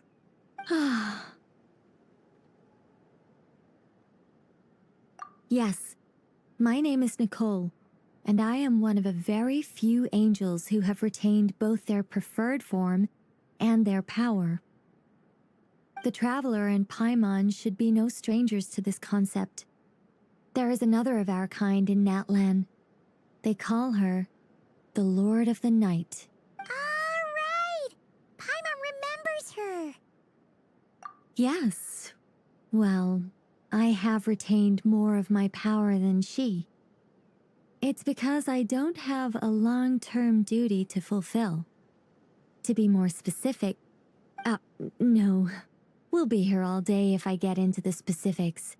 Moving on. If I'm not mistaken, you are here because you wish to learn how one might reach the moon beyond the sky. That's right. Is that something you can give us any guidance on? Yes, I do know a way.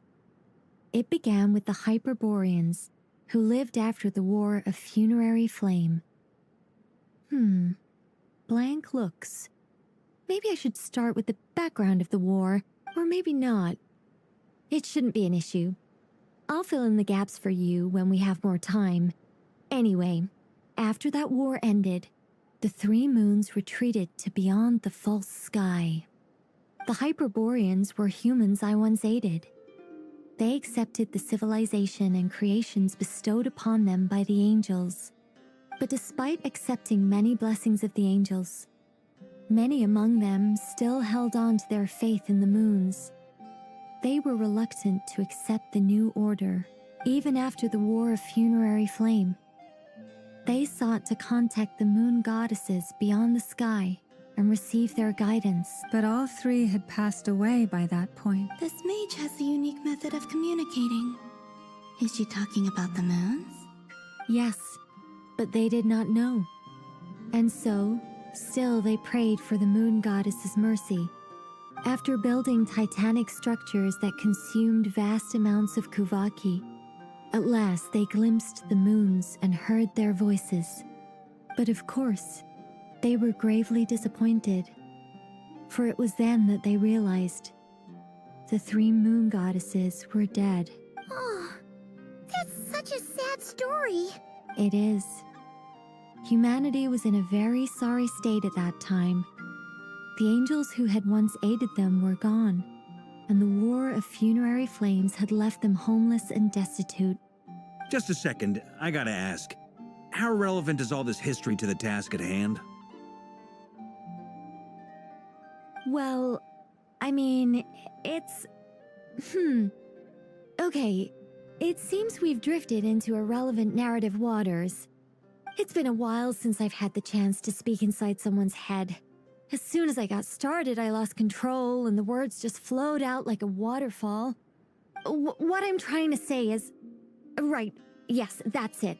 The relevant part is the ritual created by the Hyperboreans. The fact that they bypassed the false sky and saw the true moons implies that they successfully built a connection between Teyvat and the outside world. Which means, with enough Kuvaki and a sufficiently stable connection, it should be feasible to send one person over the border. Okay, so they built some kind of portal? Oh, yes. A portal. Yes. Is something wrong? You sound disappointed. I just didn't expect you to summarize it so well. It turns out I could have said all that in one word, if only I'd managed to think of it. No, please, it's fine. This is invaluable knowledge. I'll be sure to record and preserve everything in writing. Oh, really? Well, in that case, I suppose I could backtrack and add some more detail. I did gloss over a few things so far. Whoa, time out. Let's summarize what we've got first. The Hyperboreans were the last ones to use this method, right?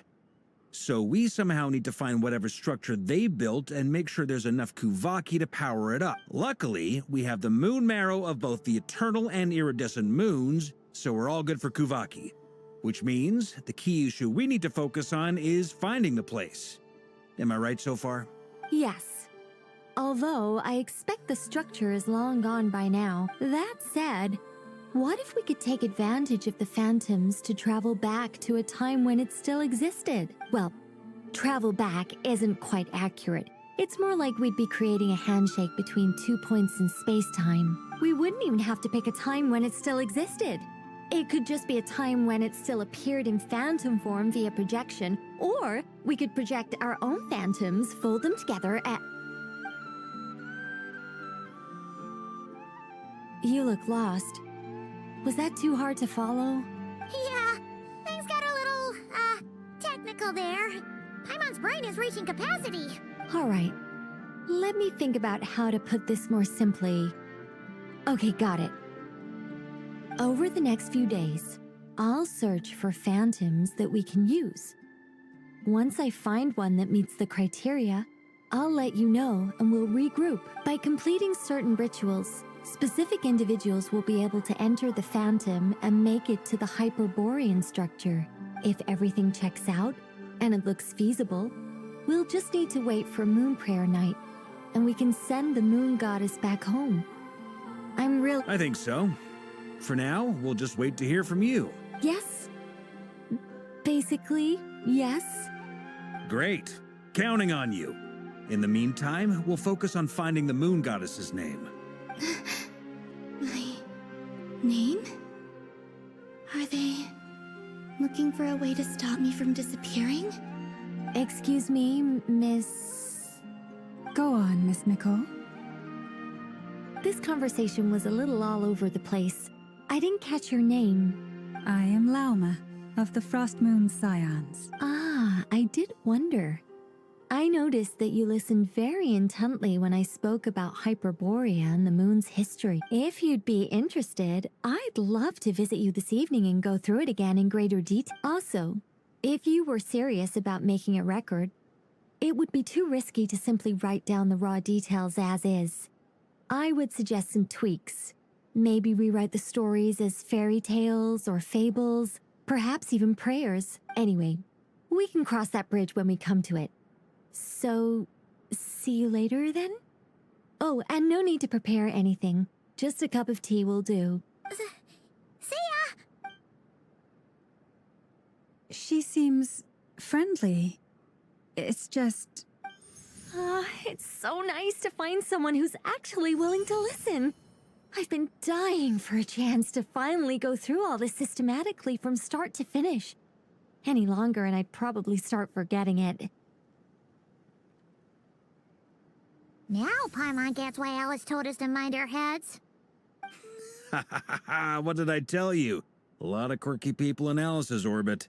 Now then, the next order of business is, where do we start looking for the Moon Goddess's name? Maybe the rest of what Nicole has to say might give us some clues. Once I've heard her out, I'll summarize the salient points and share them with you all. I'm also inclined to review our other documents. Yes, our faith was first established by our Hyperborean ancestor, but many of the more factually accurate records are from after Kutar's birth. Sounds like we're gonna follow Columbina's journey through Devat, huh? In that case, we'll start by heading to the Frostmoon Enclave. Sounds like a plan. Take this with you. I'll see about getting in touch with the Fatui. It'll probably just be Arlecchino and Sandroni again. They're the only ones who would want to help. Thank you, Mr. Varka. Don't mention it. Honestly, I'm more comfortable dealing with the Fatui than prying into the details of a young lady's childhood. Catch you later.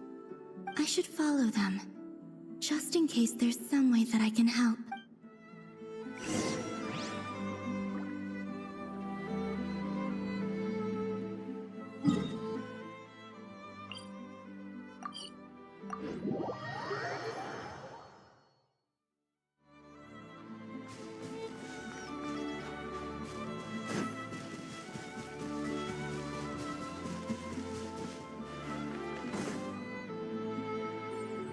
A while ago, I took the time to organize all documents in our possession that pertain to Kutar.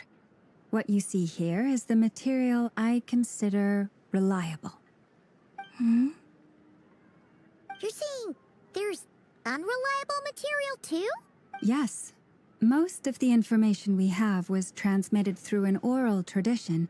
Inevitably, some of her stories were mythologized, and there's no sense seeking answers in history unless we can ensure the veracity of the historical record. Makes sense. Alright, let's take a look through.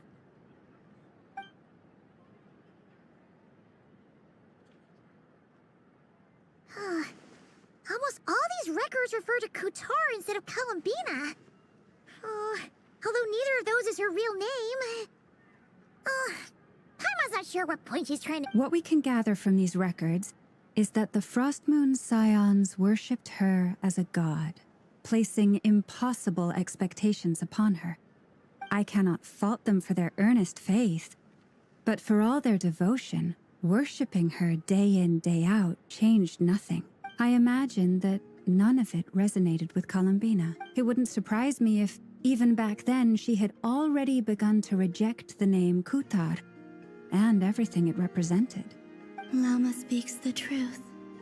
When I heard them call upon Kutar with hope and expectation in their voices, they may as well have been calling upon somebody else.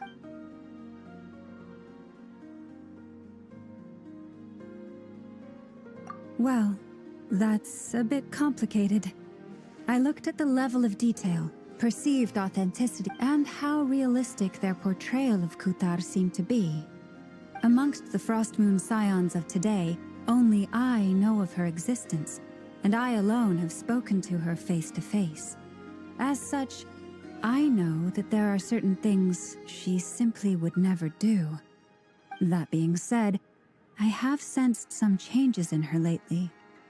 Changes? Me? Oh, seems like this is getting us nowhere. For what it's worth, why don't we check the unreliable sources too? Sure. Give me a moment.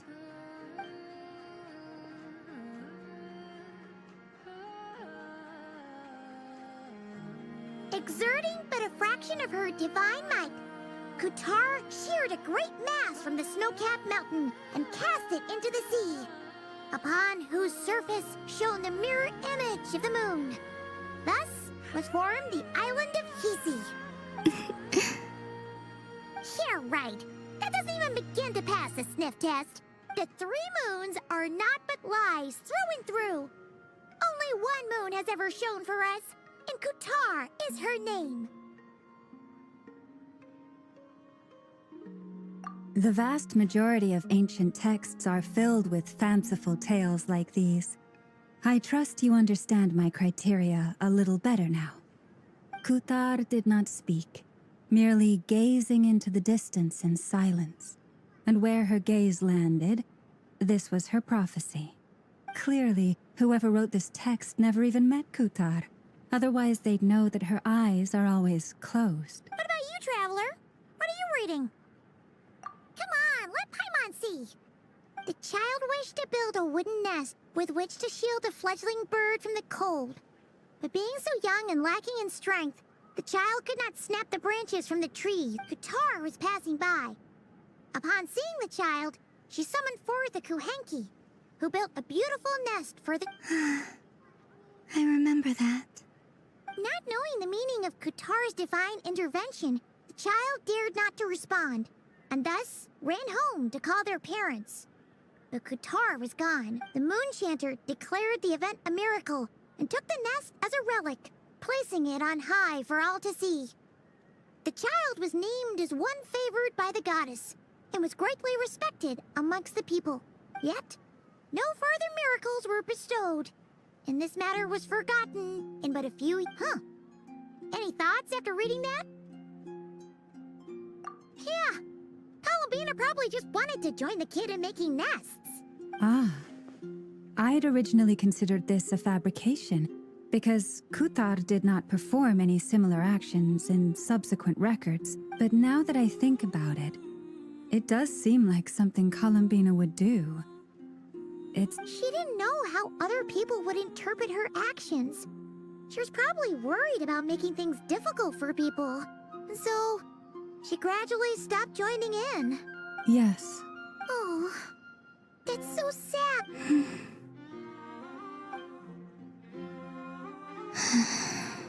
And now, I can make no such gestures of warmth, even if I want to.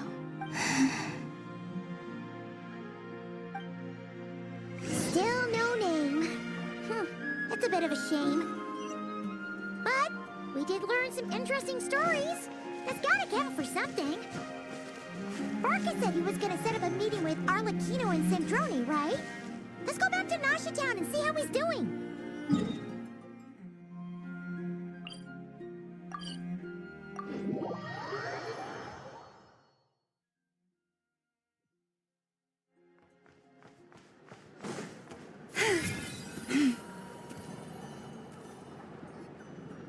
Let's see.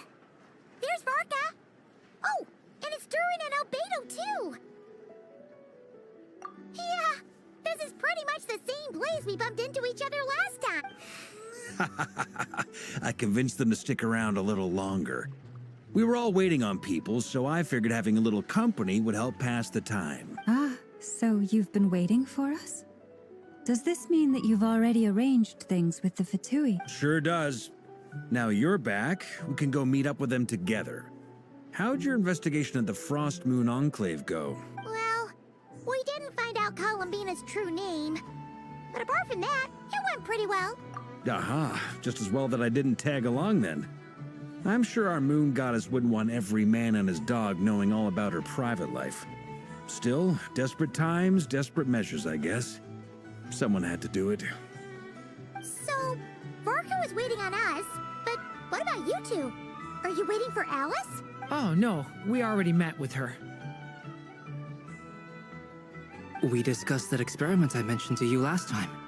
Oh, and she also handed me this communication device. That's right. I understand she informed you about the relationship between the Phantom phenomena and Tevat's borders, yes? She wants me to help her with some more experiments on that front. She said that she'll contact me through this device with more information. Ah, I see. Following instructions and making observations. Pretty common research method. Takes me right back to Albedo's lab. Wait, then who exactly are you meeting? Someone you know. Albedo's met him too. But I don't think Miss Lauma or the Grand Master have been introduced. Introductions are overrated, especially in cases like this. It's you! So, it's not like the Academia has prohibitions against going abroad. Also, I applied for leave. I've been writing to Hat Guy since obtaining a human form. I've already brought him up to speed on everything that's been going on in not Hat Guy? Turns out, I actually have heard that name before. Oh? Then why did you react the same way I did? I only knew the name, not the fella. But since we're all here, let's do some introductions for what it's worth. I'm Varka, Grand Master of the Knights of Favonius. Lauma, Moon Chanter of the Frost Moon Scions.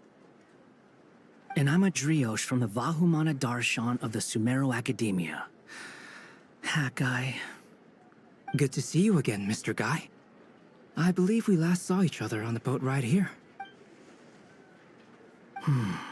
Mind you, the only reason I came here is because there's someone I want to look into. Who's that? The Doctor, also known as Dottore, second of the Fatui Harbingers. From the tone of your voice, it sounds like there's bad blood between you. I was reviewing our archives and noticed that a lot of information about him was missing. Left a bad taste in my mouth. That's all there is to it. Dottore, or Zondique, as he was then known, once studied at the Academia, but he got kicked out before he could graduate.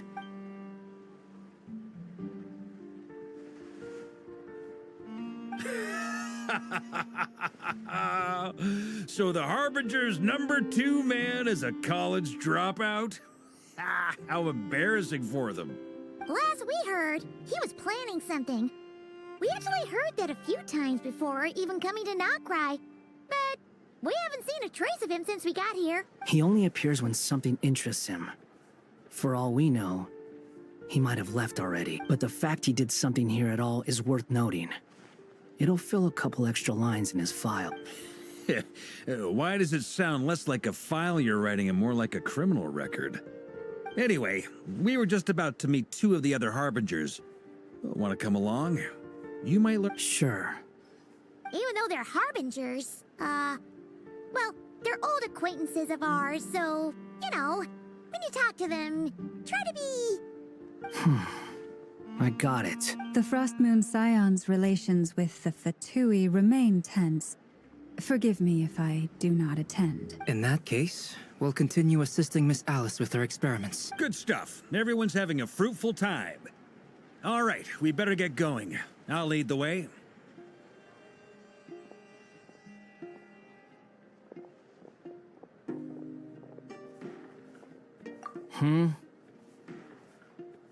Well, yeah. That's obviously part of it. But I'm not the only one who has a score to settle with him. Neither you, nor Lesser Lord Kusanali, nor I want to see him meddling with things again.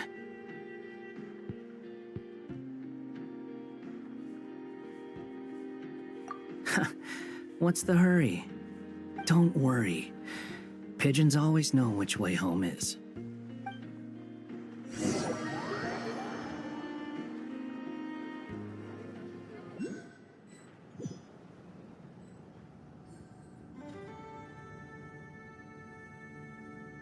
You made it.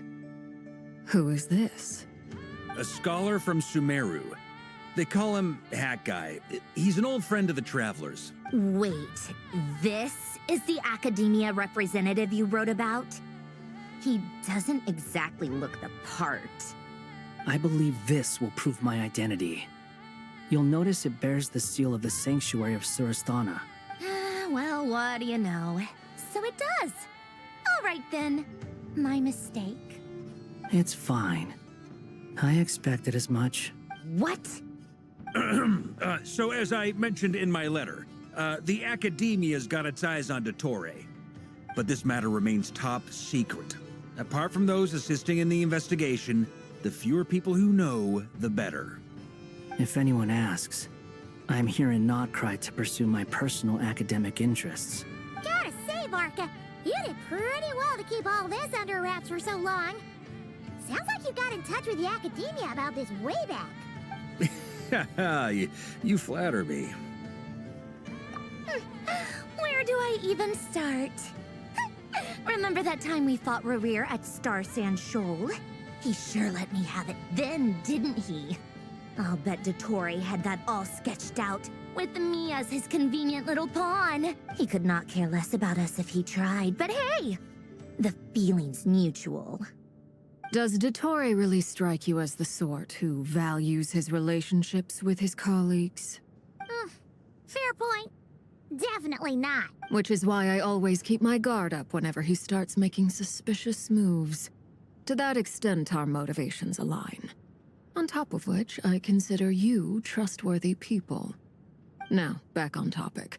In the wake of the Reikir of Solnari episode, Sandrone and I grew suspicious about Dottore's complete inaction during the entire affair. So we tried to find out what he'd been up to, but unfortunately to no avail. He never lets anyone in on his plans.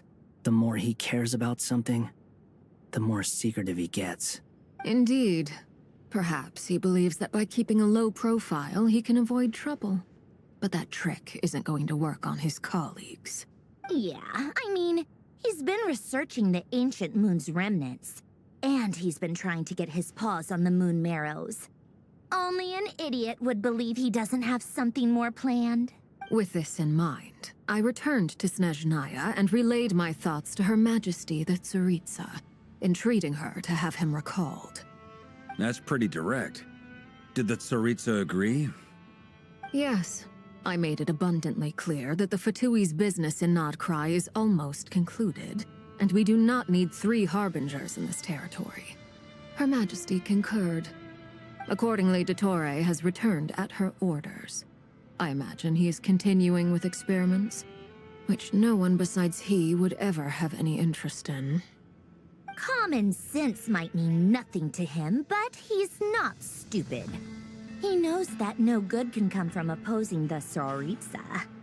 Smarts alone won't get him all the way. He needs the Rooster's resources and Regrator's Mora, both of which the Tsaritsa can strip from him by waggling a finger. But doesn't he have a track record of publicly following orders while going against them in private? He probably has it down to a fine art by now. Wouldn't put it past him. We worked together on a research project once. Only briefly, but it was enough to show me that we're fundamentally different people. He has no interest in doing things methodically, stage by stage. His thoughts jump all over the place, and the moment his curiosity is satisfied, or he gets the results he wants, he disappears. The only similarity we share is that, once we set our minds on doing something, we will see it done. Whatever it takes. Oh, we definitely saw some of that in your battle with Rerir. You got so competitive. Ugh, do not remind me. Then I believe we all concur. Dottore will not simply give up. Fantastic. Now this is turning into a whole day of unpleasant memories. Ugh. Are you talking about the moon marrow stuff? He also strikes me as the kind of person to disregard experimental regulations, ruin all the equipment, and go way over budget. Then leave the first person he can find to deal with the fallout. Exactly. This one time, he was running some high-temperature experiment and the substance exploded. But does he care? No. He orders his subordinates to open the device so he could— That gas was poisonous! If I hadn't been there, who knows? And after all that, he left while I was still cleaning up after his mess. What a waste of time, he said. Waste of time? The nerve! He wasted my time! You've been bottling that up for a while, huh? Hat guy, I must say, you seem awfully familiar with internal Fatui affairs. Especially when it comes to Dottore. Thank you, Lady Harbingers, for providing such valuable information. I have no other questions for now, so I'll be on my way. Wait, what? You're just gonna leave? You're welcome to join if you want. Ugh. Just when Paimon thought he'd finally mellowed out. He makes quite the impression. I'll say, I've met tons of headstrong people, but not many of them would join me in bad-mouthing Dottore. Anyway, back to the main agenda. Barca, you said that Columbina has gone missing? Or rather, disappeared. Yeah. We're working on building a connection between her and this world. The simplest method is to find out her real name. I've actually asked her that question before, but she said she didn't know. Considering our relationship, I doubt she was lying to me. As far as I recall, she was never dispatched by Her Majesty to claim a gnosis or anything like that. That Tsaritsa's plans had long contained a place specifically for her. I always thought that was weird. What could she do that the rest of us couldn't? Knowing what we do now, it's probably something related to Kavaki, right? More than likely. When she first arrived, Columbina would often go to Her Majesty and ask when she could start the task assigned to her. But Her Majesty always gave the same reply. The time has not yet come. The Tsaritsa has summoned a beautiful blind maiden to be a harbinger, giving her the third seat by virtue only of her enchanting voice. It was a dumb and stupid rumor, but the reality of the situation made it— And what happened after that? I imagine she stopped caring. She no longer seemed to care why she had been recruited, and Her Majesty never gave her any missions. So she just continued to sing in the flower garden. For my part, I was busy. So busy, in fact, that watching someone be that idol had me fuming. But still, I got the sense that she had long been used to a life of other people claiming she was needed when she wasn't. I just felt that having a place to stay would cost me something eventually. And so I waited quietly for the day that I would have to pay the price. And on the other end of that spectrum, you had me. Someone once told me that I had the lousiest work and the toughest luck. That's a good way of putting it. I forget who said it, but those words have always stuck with me.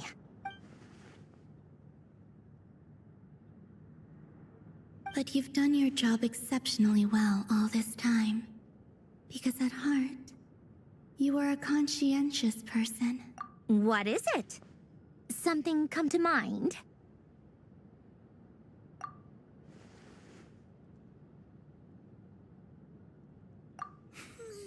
That makes sense.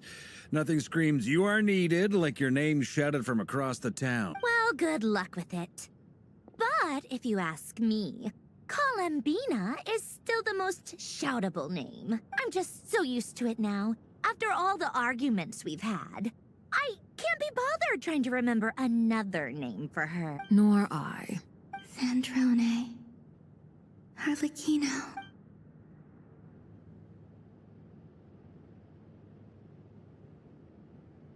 Huh! It's a Sealy! To Ladies, I thank you for your hospitality. If the chance ever comes up, I definitely owe you both a drink sometime. I'm sure it will. You can make your own way out. Heck, you've been here enough times, you probably know your way around better than I do. Okay, time to do what adventurers do best. Follow that ceiling!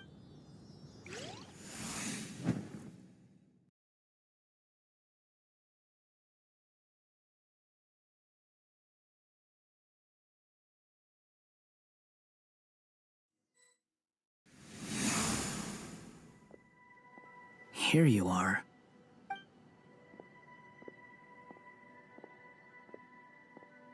Oh, that guy. How come you're back so soon? Did things go all right with the Fatui? Fine. Dottore been summoned home by the Tsaritsa. Couldn't get much more than that. How about you? Any progress with the investigation? Unfortunately not.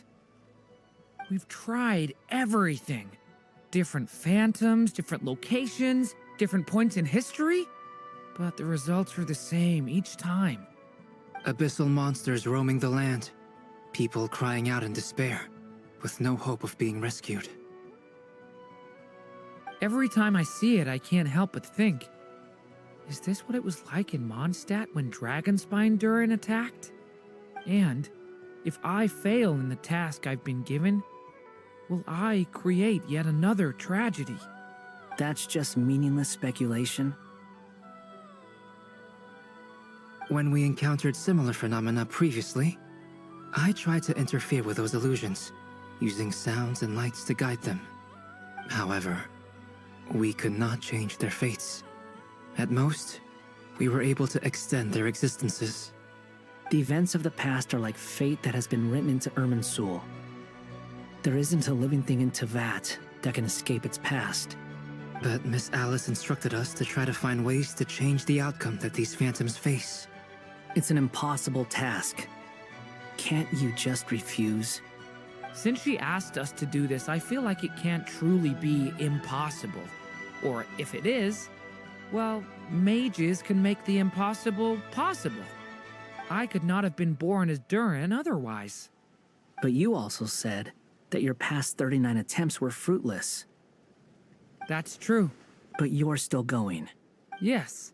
After this many futile attempts, surely you realize that you're not doing this because you still believe what some mage told you. It's because you want her hypothesis to come true. It's something you wish for deep inside. So, think for yourself about what you want to do. As long... Yeah. Previous experience indicates that we cannot touch the phantoms, which limits the effectiveness of our intervention. If we want to clear this hurdle, we need to break... Same thought here. Following the same rules means repeating the same failures.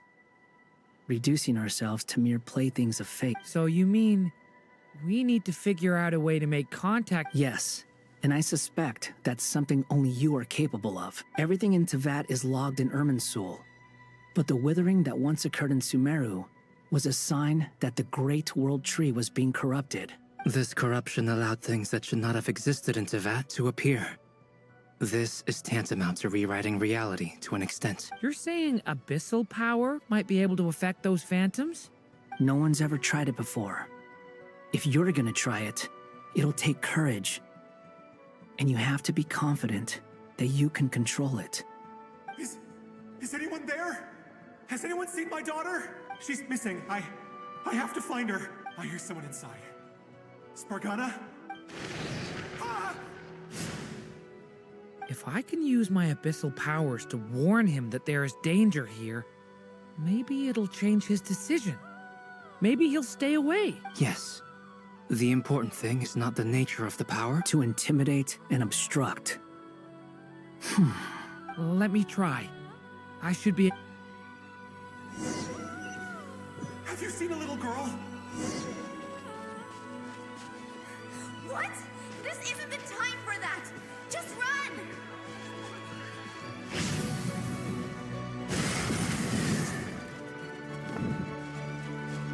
I hear someone inside. Spargana? Are you in there?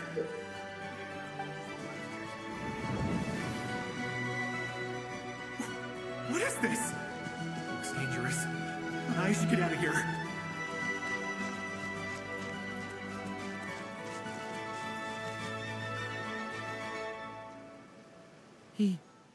He really left. Ha! We did it! Don't celebrate too soon. Follow. Monsters approaching from the front. You need to stop them and create an opportunity for him to hide.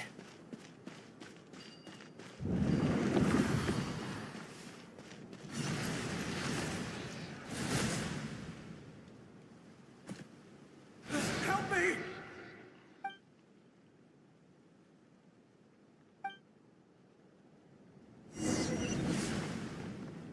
Monsters approaching from the front. You need to stop them and create an opportunity for him to hide.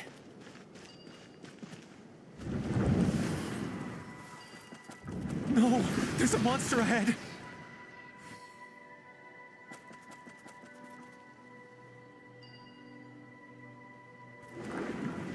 Wait, is that the barrier I saw earlier? Why is it appearing now? It's as if someone's controlling it.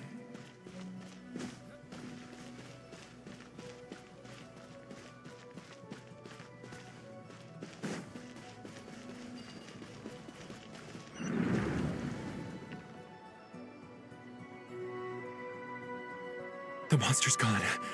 Is it safe now?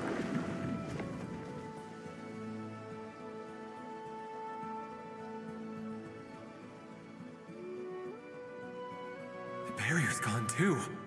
How odd. Anyway, I can... Quickly, let's keep...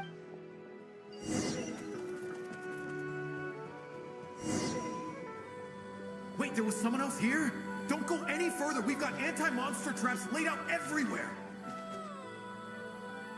But my daughter must just be up ahead. I have to go. This way's blocked.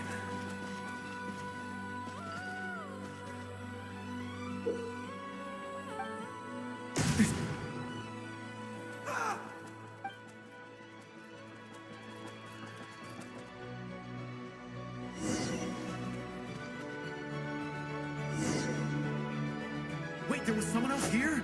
Don't go any further. We've got anti-monster traps laid out everywhere. But my daughter must just be up ahead. I have to go. This way's blocked.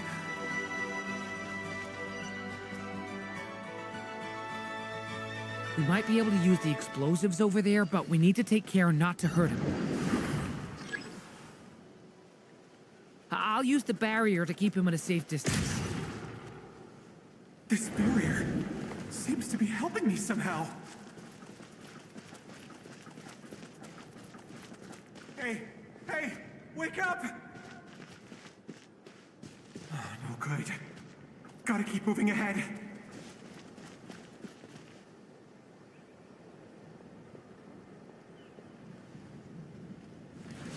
So many monsters!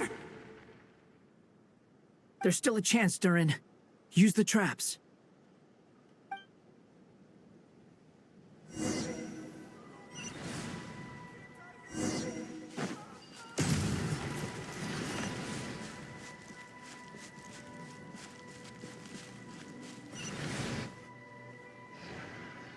Help me!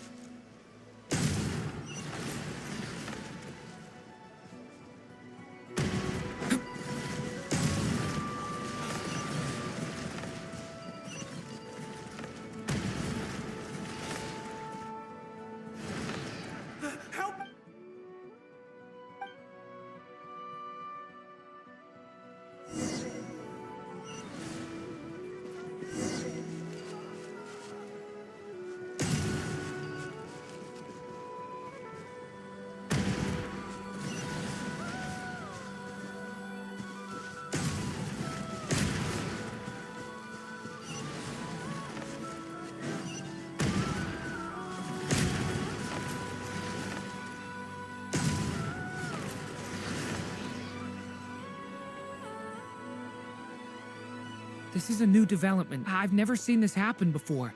We might just be able to save this person.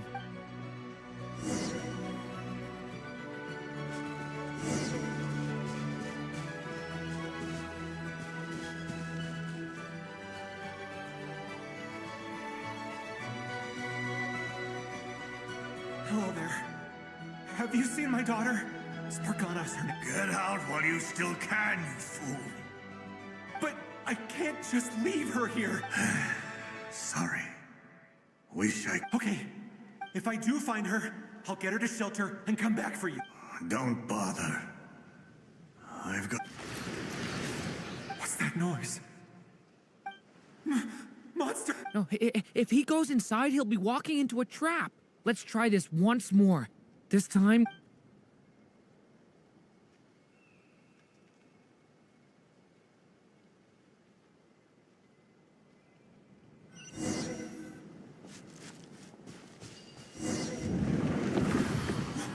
Why?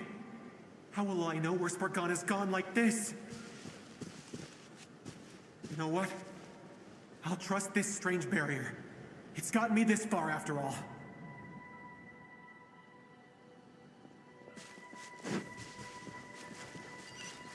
What? What's this?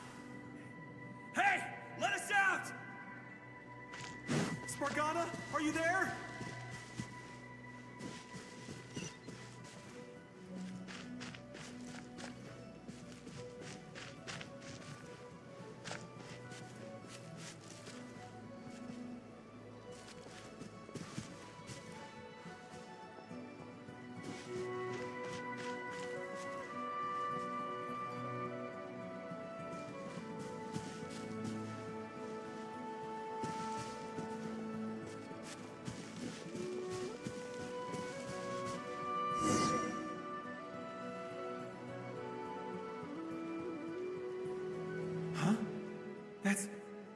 That looks like one of my daughter's books.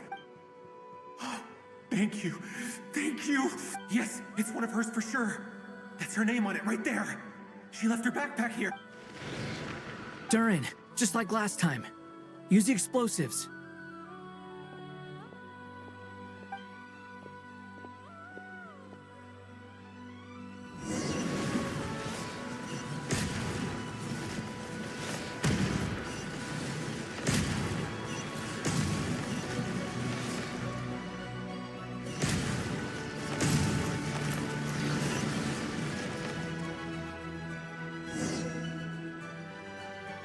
It won't work.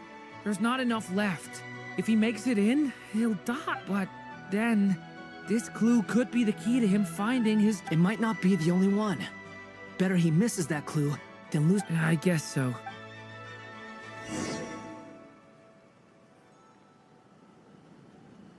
Stop him, Durin.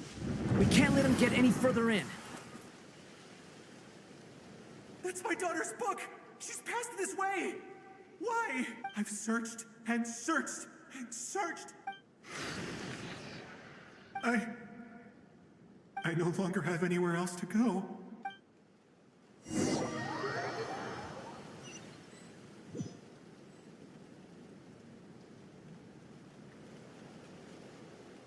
I'm sorry. He refuses to go anywhere else. Whether he opens this door or not, all that awaits him now is death. Albedo? Hat guy? Let's try...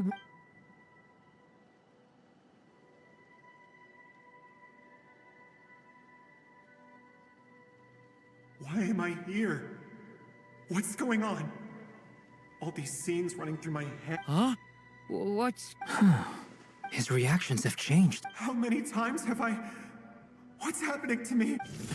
Huh? You can see us?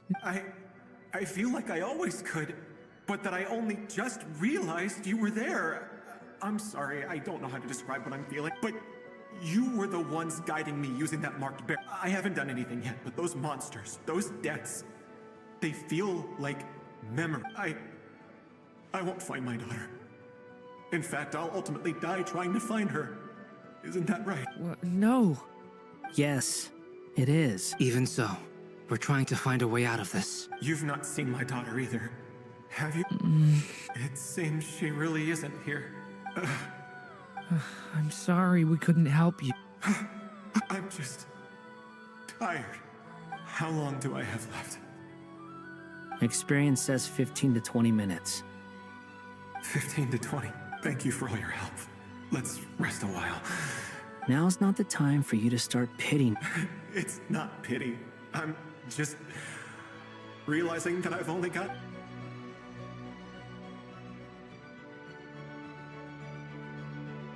You say you're from Mondstadt, yes? A place with windmills, where people... And you're from Sumeru, where they've built an academy into a giant tree? Yes.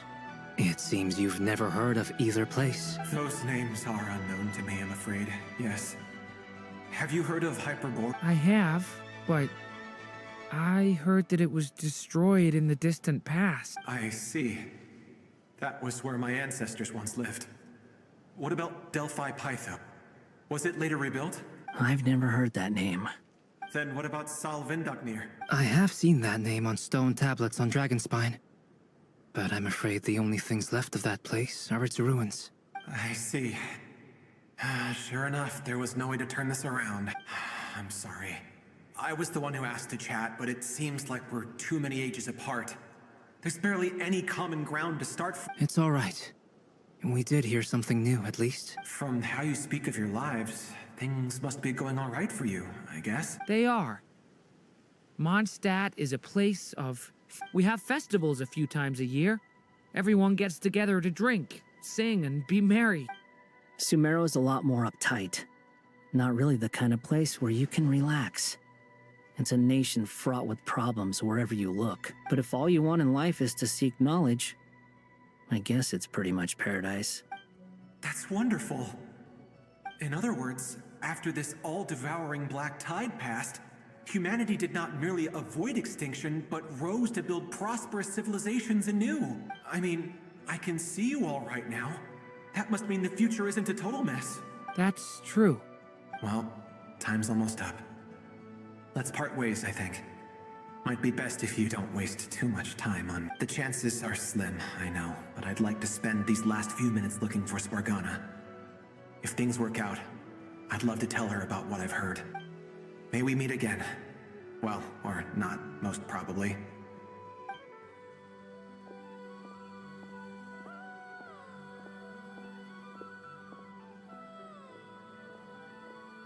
He's gone. In a few minutes, he will meet the end that was his to begin with. The ending of this tale did not change. But I believe that we've just made the... May your wishes come true. If... Hat Guy, could I ask you a question? You've never talked about your past.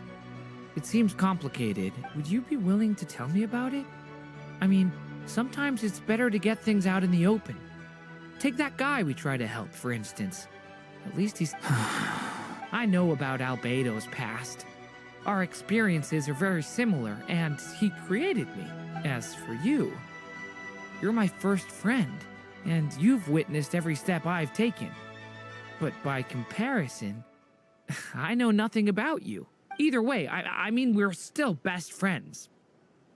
But if I knew more about you... I've told you about myself. And what did you do before that? Prepared for the entrance exam. All right. If you really don't want to talk about it, I won't press you any further. I was a puppet built from the branches of a white tree, using technology left behind by the Conrian schools of mechanical engineering. A white tree? You mean an Irminsul tree? Yes.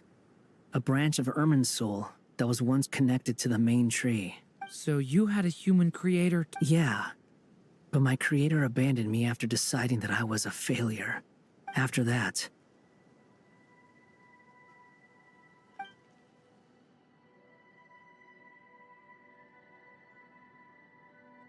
Durin. Resisting the influence of the Abyss, suppressing the urge to destroy, trying to do the right thing. None of these things are easy, but no matter how hard they are, trying to rewrite past wrongs is far harder. You asked me if you would create a new tragedy if you failed. I told you there was no point but the real answer is yes, you absolutely will. That guy. But at least you've got people here to help steer you away from the wrong path. So, just keep aiming towards the light. I will. I promise. All right, break time's over. Hello? Durin speaking. Hello, friends, it's me.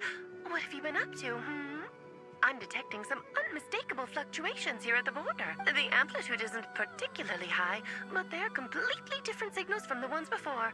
And the scale is comparable to those I've detected previously. Alice, we were unable to save that person. However, he appears to have retained a portion of the memories gained through that cycle, and was able— I see. Well, that is rather odd indeed. It definitely merits further attention. Could I trouble you to keep trying the same approach? I need to gather some more data. I should probably have Nicole come and check this out as well.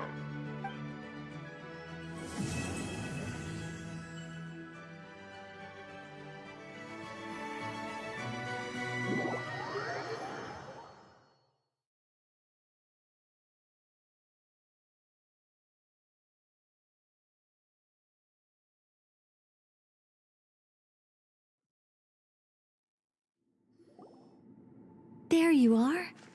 I was worried you might stop to collect treasure chests opened by the Seelie along the way. It would have Another conversation I cannot hear.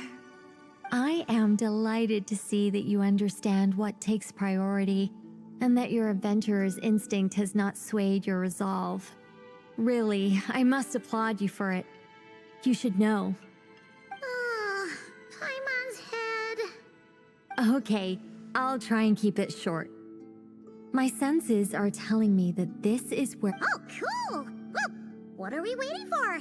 Let's— Patience. This was a sanctuary of great importance to the Hyperboreans. A special process is required to open— Oh! Like the place that housed the Eternal Moon's marrow? Okay, so what's the plan? But we need 3 human representatives to successfully undergo a process of Kuvaki resin. Think of it as a test from the 3 moon goddesses to see if the entrants are qualified, with the most recognizable qualification being Kuvaki. Pretty sure Lauma would ace that test. Oh, wait. But we need 3 people. I also have no doubt that the Moon Chanter would be qualified. But we would need 2 other people with the same constitution. Therefore, the most feasible method is not so much to follow the rules, but to figure out how the test functions and find a work. I've done some research, and it turns out the mechanism is rather crude. We'll simply need humans to stand before it who have sufficient Kuvaki energy within them. I'm with you so far. How do we get the Kuvaki in them? The easiest way would be transfusion. Take some Kuvaki from Nodcry's soil, put it into the bloodstream, and get it circulating in the body. So we're going to cheat on the test? Precisely. There are other methods, but this is the simplest one. Cheating the system is— Sorry? Does the idea of cheating upset you, Miss Lauma? No, that's not it. I suddenly had an idea. Oh, what is it? It's about Moon Prayer Night. I figured out a way for Kuthar to join in the festivities. But as Paimon said, we need to have our priorities straight. Let's get back to the test. I'll follow up with Nefer on the festival arrangements. Oh, okay. Anyway, is this really the best method we have? A Kuvaki transfusion sounds dangerous, no matter how you slice it. If you think that's dangerous, wait till you hear the other methods. I'd be more than happy to go through them if you'd like. There are several. No need, we're good. Let's go with this one. Very well. Kuvaki transfusion it is. Now, I should mention that the risks can be greater or lower depending on individual compatibility. It would be rash to simply infuse the Kuvaki and hope for the best. If the body rejects it, the reaction can be quite severe. The symptoms are similar to another condition that some people living here suffer from, known as congenital Kuvaki sensitivity. So, before we execute our plan, I will perform as... Once that is done, we will have to complete the resonance process as rapidly as possible. The participants must remain stationary while the Kuvaki circulates and bonds with them, and they mustn't eat or drink anything. What? No eating or drinking? That's some hardcore fasting. They'll all be monks by the time they're through. 3 days. Oh, that's so long! And we still need to find 2 more people who are... Fasting? What are they talking about? Really? Don't you want to think this through? Haha, count me in 2. 3 days. Miss Nicole has made it clear that this is the easiest way. The way I see it, there's nothing else to discuss. It's time to step up. Yeah, you're right. In that case, Paimon volunteers to be captain of logistics. She'll keep the fires lit and grab some spare clothes to keep you comfortable.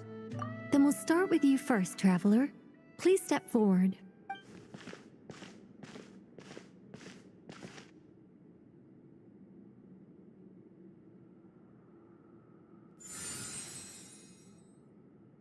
How's it going?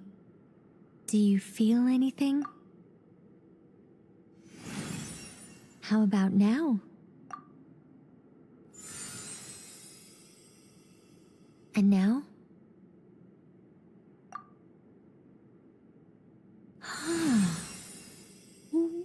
What about now? You guys, it's not a competition, you know. All right, I'm officially impressed. Even as a descender, you can withstand far more than I imagined. It's like I summoned a giant stone titan to arm wrestle you, and your arm hasn't even moved an inch. In my last attempt, I infused 5 times the amount of Kuvaki required. Yes, safe to say, compatibility won't be an issue for you. You're eligible. You're next, Mr. Varka. Sure, here goes nothing. All right, I'll start where we left off. 5 times the required Kuvaki dose. Whoa, whoa, whoa, hey, wait a minute.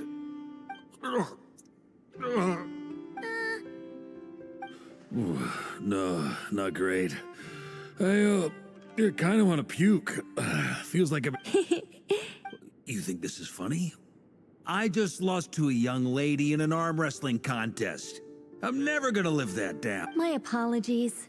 I'll lower the concentration and try again. Oh.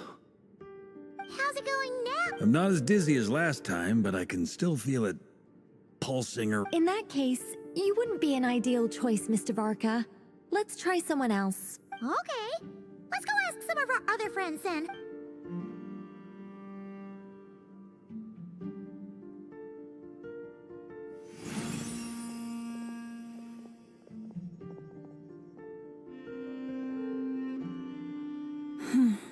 No surprises here, Miss Moonchan.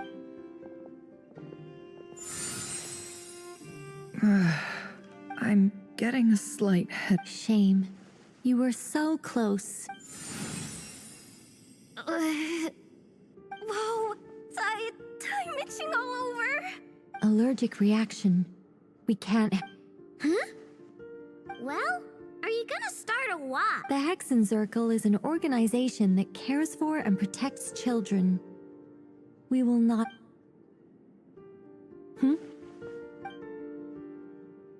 Is something the matter? The candidates have to be human. I guess that rules me out too. Huh. Everyone except the Moonchanter got beaten. Guess I don't need to feel so bad after all. I mean, looks like this isn't gonna be as easy as we thought. Perhaps I could ask for volunteers among the Frost Moon. I'll see about talking to some... In fact, I think we had some former Frost Moon Scions join our ranks recently. Can you give me the scientific explanation for how the test works? I can probably make some kind of test bot. Then we can just zip through Nasha Town, going up to people and pressing a button to check their status. Wouldn't that be way easy? No. Wow. No elaboration for what... How about I contact the Knights of Favonia's garrison in the Wave Chaser plane?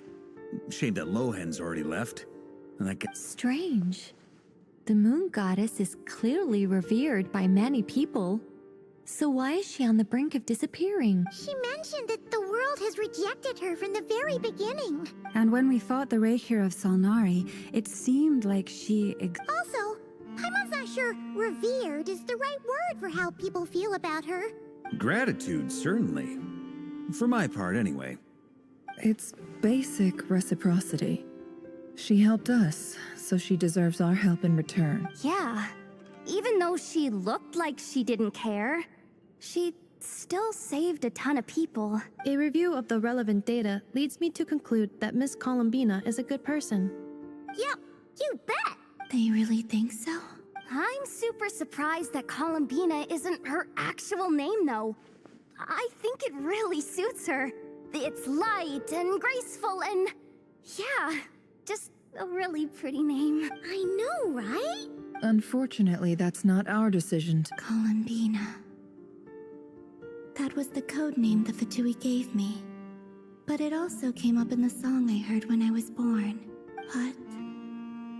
is that really all there is to it? What do I truly think of my own name? Is there anyone left who will still call me by that name?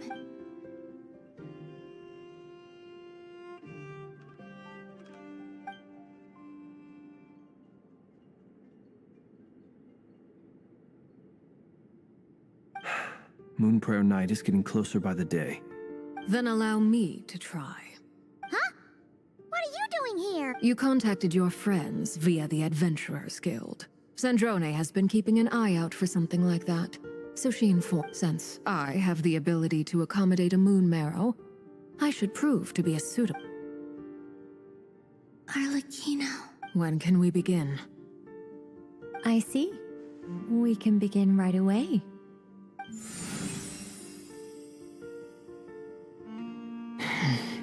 How was it? Did you feel... Not at all. Then it seems we shan't need to look for additional candidates after all. Great! Cool.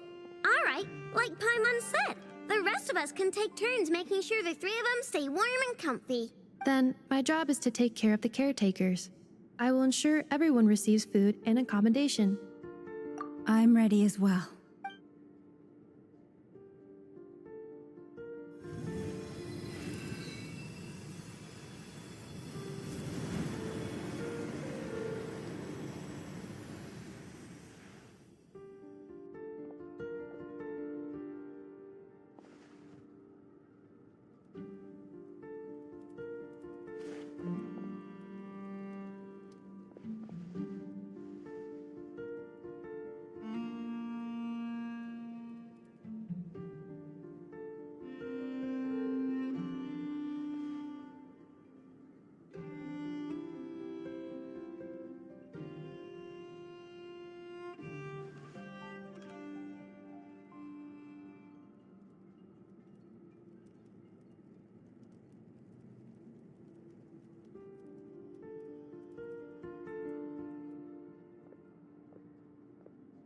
The work is done. The sacred scroll shut. The stars grow dim, the people silent. The white sun sets, the silver moon rises. O path to the temple, appear now before us.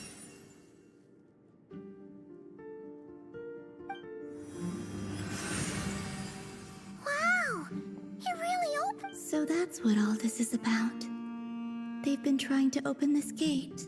With a calm mind, this proved not too arduous. Come, let us enter. It might be best to eat something first. Take care to chew properly and swallow slowly. It will give your body time to readjust to the digestion. They will head in soon. They will need to enter this gate.